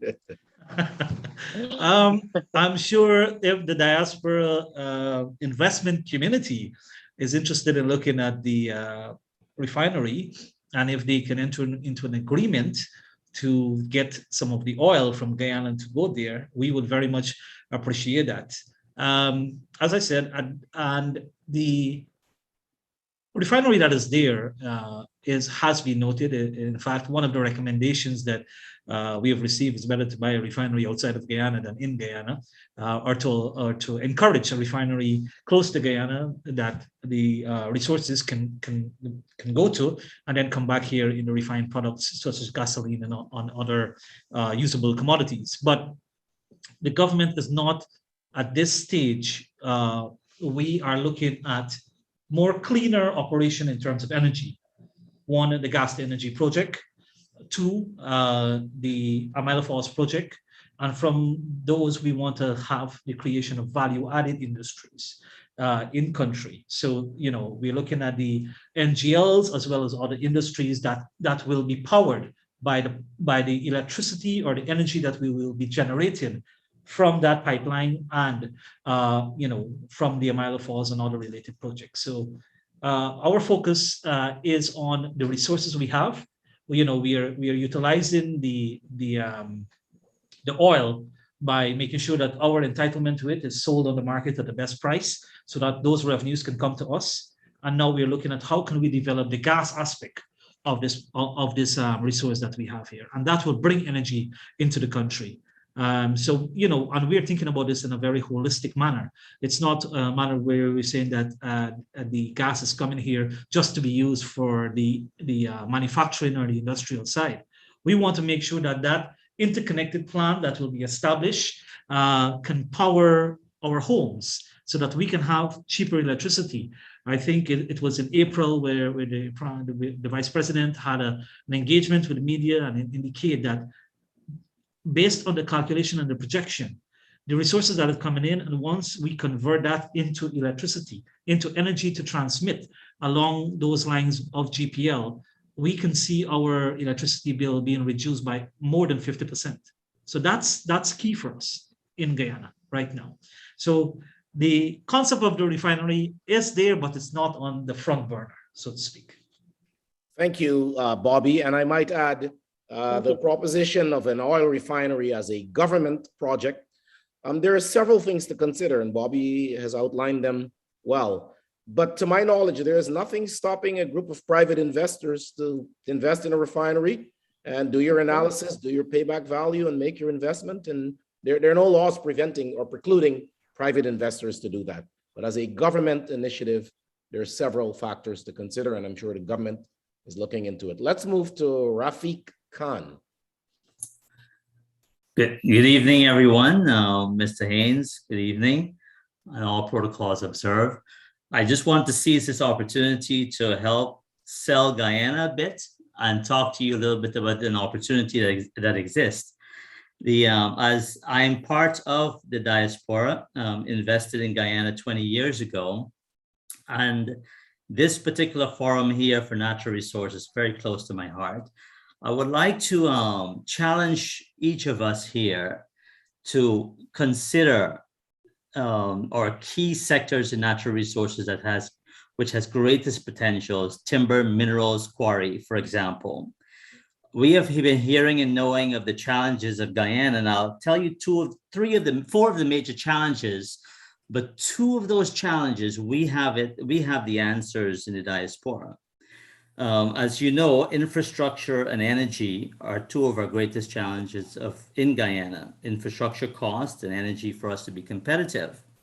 But technology transfer and access to capital, those two plays a very critical element to moving Guyana forward. And we heard a little bit about value added. So within our natural resource sectors, we're seeing mainly primary production. We're now talking about oil and gas. I want to just move away a bit and talk about our non-oil and gas sectors in the natural resource, which have great potentials and opportunities for vast earnings. And each of these, the timber and the minerals and the quarries, for example, we in Guyana have such unique niche products for each of these categories. Our green heart, for example, there's no other country in the world that has green heart, only Guyana. Our gold is so unique. Our sand in our quarries are so unique. So what I would like to do is to encourage each of you to consider reaching out and building more capacity in Guyana for manufacturing. We have some dynamic local companies who have already started a process for manufacturing. The earlier we move away from primary production and exporting our raw materials, the better we will become as a country, the richer we will become, more employment, more export earnings, more value added. So this is my challenge to you here. Those in the diaspora, I would like to welcome you to listen to some of the stories of some successful companies locally in Guyana. Thank you, Mr. Haynes, for permitting me here to just say a few words here with the encouragement. Thank you. Thank you much, Rafiq. Much appreciated. We have another question from Vishnu Mahadio. Vishnu, go ahead with your question. Yes, sir. Good evening. I'm very proud of being part of this panel. I mean, to listen to the panel over the last couple of days. However, for communication purposes, when you're sending the information about what was being discussed on the presentation, can you also put the people's email and contact telephone numbers so we in the diaspora can contact them directly or to make connection with them? Because without that, we are not able to make real connection.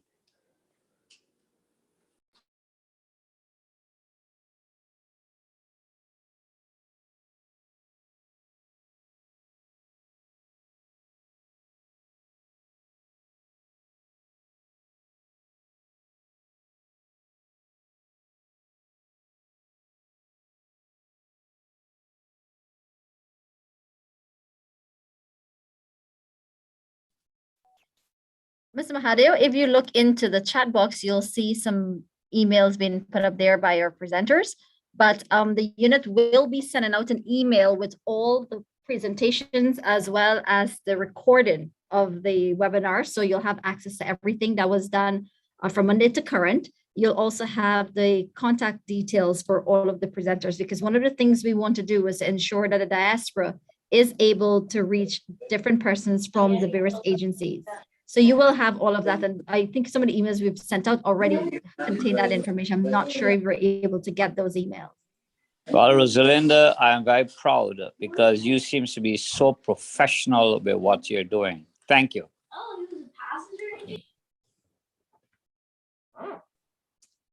All right, we have a few more questions. Todd McMinn, you're muted. I found the unmute button. First of all, thank you so much. I've been here 3 days and my mind is officially blown. You're all wonderful people. I think you are riding a tiger and someone who's been deeply involved in global manufacturing, wood production, agriculture at the highest level. I would state categorically that you have a wonderful future in front of you. But I would go back to one comment is the local content. And I really hope to see that develop fully, that people will take up the charge to invest into Guyana and develop secondary and industry that we could see turn to jobs and higher value products. My question is to Mr. Singh regarding the forestry industry and the value added that can be presented in the wood products business. Is the government undertaking developing local education for wood products, production indoors, windows, taking wood down to a finer grain for export markets globally? The Canadian market has suffered by a lack of secondary manufacturing, and sadly, that goes somewhere else. And I would like to see that, of course, all stay in Guyana. So that's my main question. And again, every night I'm so happy to be here and listen to the people. And I do have interest investing in Guyana. And my last statement is that the diaspora should certainly form an investment fund amongst all of you. Come together, work together, and pool your money together and all your assets, and instead of putting them in RSPs in Canada, try and make a Guyanese investment fund. And I think that would be great. Thank you very much. I would love to go on to many more of these, and I learned so much from you all. Thank you. Thank you, Todd. Anybody wish to respond? Okay, all righty, let's keep it moving. I see my good friend Salim. You're on. I'd just like to respond to the. Thank you, Mr. Singh. Right now, the level of value added that we want to see in Guyana has not materialized for quite a few reasons. Rafik mentioned the cost of energy, the hinterland roads, the poor state of the hinterland roads, etc. Notwithstanding that, there are a few companies which have produced very, very high quality furniture. And we had a timber exposition in 2018, I think it was, when persons in Guyana were amazed to see the kind of quality that was being produced. So it's a work in progress, and it's something that the minister has mandated us to do, to get more involved in added value and in manufacturing of high quality products. So Excellent. we are moving towards that. Thank Mr. you. Singh, if there's any connections I could certainly give you, I have a long history in lumber and manufacturing before I was in agriculture. And there's many great expertise in BC that would certainly work together with you to create associations. The BC Wood Specialty Group is an expert in secondary manufacturing. And I don't think that they would know well about the full extent of your timber holdings and the quality. I have been down there. I've seen the quality of the wood. And I think it's just an awesome and great opportunity for global exports. Yeah, we will welcome that, sir. Thank you very much. Thank you very much, sir. All righty, thank you all. Salim? Hey, good night, everyone. Good night, my good friend Floyd and Rosalind and everyone else. I've been on, I think about all of these webinars, and I must say, as a person who've lived almost 90% of my life in the diaspora and a quite considerable time in Guyana, that I find that this is definitely a major development in that relationship between the diaspora and Guyana. I think this is this sort of this week of activities was never known or never seen or never experienced in Guyana's history. So we should all take this moment and reflect and appreciate what has just happened. You know, things have moved tremendously beyond many of our thoughts. And I think coming back to strategy and all that kind of stuff, it's great to have that. But I think none of us can really put our finger on a strategy, especially with an economy like Guyana that's growing and developing and going to the direction that none of us have ever dreamt about. So I think the organic growth of this strategy, I think we are seeing it unfolding here, because not only are we hearing the Guyanese agencies and entities speaking, but we are hearing very frank interaction from the diaspora, and that is key, and that is what we've never had in the past. So from in terms of my question, and I'm glad that Todd brought it up about the diaspora fund. I'm in investment and I work in investment industry in the US. I'm also, by the way, an investor in Guyana. I have a few projects in Guyana focused on technology. And hopefully very soon, many of these technology will help many of you that have been speaking on this platform that believe that Guyana is technologically a challenging environment to do business. Much of my technology is looking to address that, you know, whether it's opening businesses or incorporating companies and so on. So my question is, coming back to what Todd sort of mentioned, is, is there on the horizon somewhere an investment fund that Guyanese can invest in to grow their wealth? Instead of, like he said, in Canada, RSPs, or in the US, 401ks and IRAs and individual investment accounts. It's estimated that the diaspora has over $45 billion worth of these pension funds and other funds that are connected to their personal accounts or their employee account. So I think that's a huge opportunity for Guyana to, and maybe not even Guyana, like Todd mentioned, maybe the diaspora need to look into a fund that can where Guyanese can invest in and it can be long-term, sustainable, active investment. So that is something I believe I would love to hear, especially Gosai speak, and anyone else, whether this is something that would be useful, especially using some of the sovereign fund, the fund that's in New York City, whenever that is released. Maybe that can be the seed funding for such a fund. Because right now it's probably around 500 million. I'm sure in a year's time, if that's opened up to Guyanese investors, it can grow to $1 billion in a very, very short time.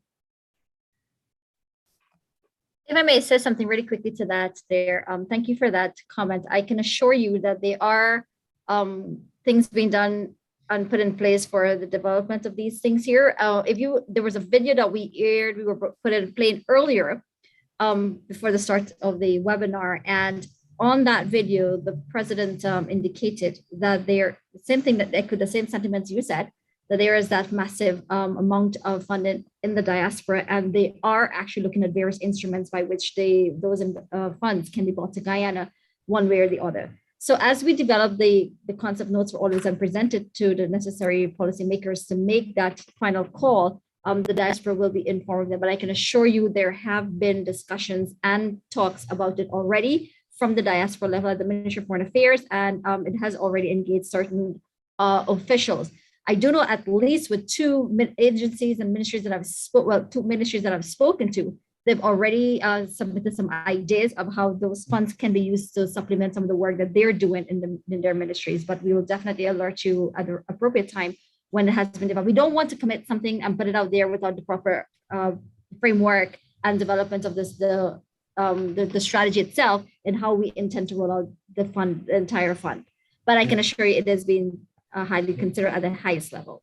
Yes, and I think if I may add to that, Salim, I am personally involved with setting up, a few private equity funds that would attract or is looking to attract private capital from the diaspora, even from some of the pension schemes here in Guyana, some of the sovereign wealth fund money, all of those things we're going to be targeting. So it is an idea that's it's beyond being contemplated, it's being done. I'm part of about a few of those. And I think in the near future, you're going to see a few private equity funds. Good. Before I go, I just want, it would be remiss of me if I don't recognize the work of Rosalind this week. I've been working with her for the past few months, and I must say that she's done a fantastic job in putting this together. And I think the diaspora owes Rosalind a big thank you. And maybe when she comes up to New York or Florida or anywhere in the diaspora, we all owe her a dinner, at least a dinner or a forum of her dedication to the diaspora and our work that she's been doing. But thank you, guys. I echo those sentiments, Salim. Okay, we're running up against the clock. We're going to take 2 more questions and then we'll call it a wrap.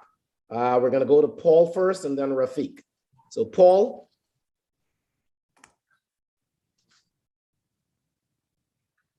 Hi, Mr. Floyd. Good evening. Evening. Today, I don't have questions. Rather, I just want to use this opportunity to commend the Ministry of Foreign Affairs, Ms. Rosalinda, for a fantastic all the past few days. So I echo the sentiments of my other colleagues that it has been interesting session all week. I can tell you I'm actually seeing results of this already, and I hope there'll be more such interactions. It was not only a learning experience. I really cherish the opportunity that it allowed, the webinar allowed for so much interaction, get so much questions answered, get things off your mind.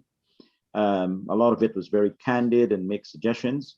And whatever funding comes up in the diaspora, I think there's enough of us and we all seem to have the same interest. But I think the macro projects are there that like the government wants the diaspora to get involved in. And I think that's golden opportunity for us to pool our resources, be it financial and technology, whatever, to make an impact. Again, thank you. I really enjoyed every single day, and especially today as well. And thank you all. And it's always a great thing to recognize your roots and to always say, Thank you, Paul. We'll take 1 more question, and then I'll give some closing remarks and turn it over to Rosalinda. Rafiq, you're on. Mr. Haynes, I just want to actually answer part of the question from Todd. And perhaps also let Todd know my role. I'm a director also on the board of Guyana Forestry Commission. And Mr. Singh answered the question fairly okay, but I just want to add to what he had to say. The question was raised with regards to training and capacity building within the forestry sector. While the Guyana government is doing its part, the private sector is also engaging or could also engage in capacity building and training for forestry products. I really appreciate what you said there, Todd, and the encouragement for getting our forestry products more out there. As I wrote in my chat there earlier, the forestry sector is the only natural resource sector that is adding value to our natural resources in Guyana. And it is the closest sector to actually improving exports to encourage more and more manufacturing. So I encourage those who wish to learn more about it to seek out about the forestry sector. And also, Todd, you'll be pleased to know that from Canada, that cedar that is widely used is Guyana's Wallaby shingles is actually going after the cedar market and taking a greater market share. So there's much happening within our forestry sector. I really encourage more participants, more investments, more folks to get on board and seek out the opportunities that is existing. Guyana only export $40 million to the world. Half of that is logs and half is value added. So we could do a lot more. I believe within the next 2 to 3 years, we can see that doubling or tripling. So the opportunity is here at us. Thank you. Thank you again, Todd, and for everyone there in this session. I appreciate the time this week. Thank you all. Thank you so much, Rafiq. I really look forward to talking to you directly, sharing my vast experience in global markets. And maybe this is what this thing's all about, is meeting people, making connections, and doing business. My pleasure anytime. Thank you. Thank you all. I really want to take this opportunity to thank all the participants. I know your time is at a premium and you took the time out. I've never before in the history of this country seen this level of involvement, engagement, and excitement. And you know, you have no idea what it takes to navigate the bureaucracy, the various agencies and the government to pull something like this together. And Rosalinda has done it. She's done it and she is doing it. And so I just want to commend you, Rosalinda, on a phenomenal effort. I can tell you the diaspora is fired up and we're ready to do business.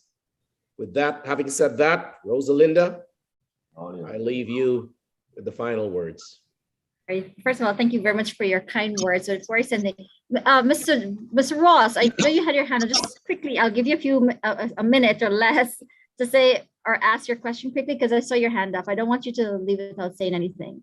Rosalinda, I will post my questions directly to yourself and whatever. I just wanted to echo what everyone else was saying tonight. That I think that the entire week was of a tremendous enlightening and engaging exercise that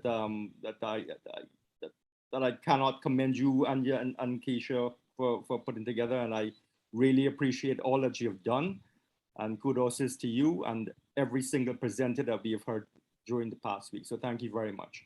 Okay, thank you so much. So I want to acknowledge publicly Keisha. Keisha has been a tower of strength and support in the diaspora unit. And she's been doing a phenomenal job. You'll be seeing more of Keisha in the days and the weeks to come. And I want to say publicly, thank you very much, Keisha, for your hard work. I know it's been quite a lot, but you've done remarkably well. And she's the one who's been communicating with all of you as well via emails that are so nicely and professionally laid out. And I want to thank all the presenters tonight. You guys were fantastic, and you can hear for yourself what the diaspora's feedback is on your presentation and also the area that you represent. So thank you so much, and we will be collaborating with you for future events. Mr. Haynes, you are fantastic. You know, I always look to you for that level of support and your professionalism. So you can always expect us to come knocking at your door again, right? You're a tremendous person to work with. So thank you so much. And to the diaspora, I just want to say this very quickly and leave it. We all know and hear about the diaspora, but when I started to engage people one-on-one and at the group level, you begin to see just how just their heart, how it really beats for the country. And we also listen to their frustrations. And so one of the things we wanted to do is to commit every bit of energy that we have to put things together to make it work for you. So we stay up the long hours, we do what is necessary. Already we've started contacting over 900 individuals, and those are 900 initial meetings. We're not even going into second meetings as yet. We haven't even started with the groups as yet. We have our group meetings, but these are individuals who actually attended the webinar back in May to individually engage them on their interest in Guyana and to channel that now to the necessary agencies where they can get their foot into the door and things are happening. But at the same time, it's not just about doing that. We also want to open the doors to Guyana for the necessary agency. So like I was jokingly telling somebody, let's hope in the next 5 years, the diaspora is obsolete. You don't need us anymore. So you can directly go to the banks and the ministries and deal with your business just as if you're right here. And so that's the way we work. Everything we do is genuine and sincere and transparent above the board. We are doing as much as we can. We listen to everybody. We answer every email. We answer every phone call. If there's a delay in any one of that, it's not because it's ignored, but because we have so many calls, so many emails to deal with. We try to allot as much time as we can to everybody. And those are what we're trying to do. We're actually working on building capacity in the units also to undertake it. And when that happens, you're going to see much more efficiency and professionalism coming out of the department unit to deal with all of your requests and interests.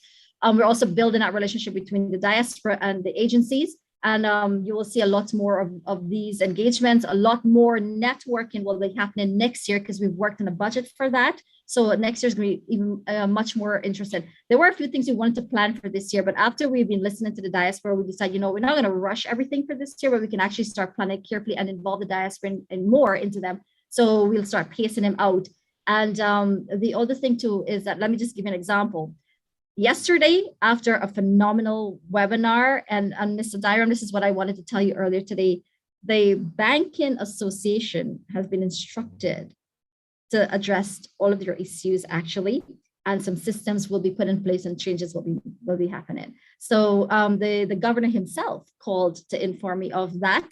And so these are the kind of feedback, and this is the kind of action we're looking for. So the governor did give some instructions for things to get done, basically. So you are going to see a lot of improvements in the banking sector as well. And we're hoping to re-engage them in another forum where we're going to get some of the more senior persons to come and engage you directly. Now we can talk about policies and so forth. So again, these are just some of the things that you see that we're working on. It's not just about talking it, but we want to get the action. So when we engage it one time, if you don't hear from us just for a bit, knowing that we're actually working on it, so that you can see the deliverables, you can see the tangibles at the end of the day. So thank you so much. It's been a phenomenal week. You can expect many more of these kinds of engagement and networking. We're launching our website very soon, and all the information is going to be there. We're going to send it to you. And you know that we are here any hour of the day. Trust me, I get calls and texts 4 o'clock in the morning, right? We try to answer it until one day I realized when I was answering it, there was a bunch of mumble jumble, but it's typing in my sleep, right? So we try to do as much as we can to facilitate as many people as we possibly can. And so you have our commitment and dedication to that. So thank you so much. You'll hear from us. Continue to be safe. Have a good night and God bless. Take care. Thank you. Take care, everyone. Sure. Bye-bye. Bye-bye. Thank you. Here.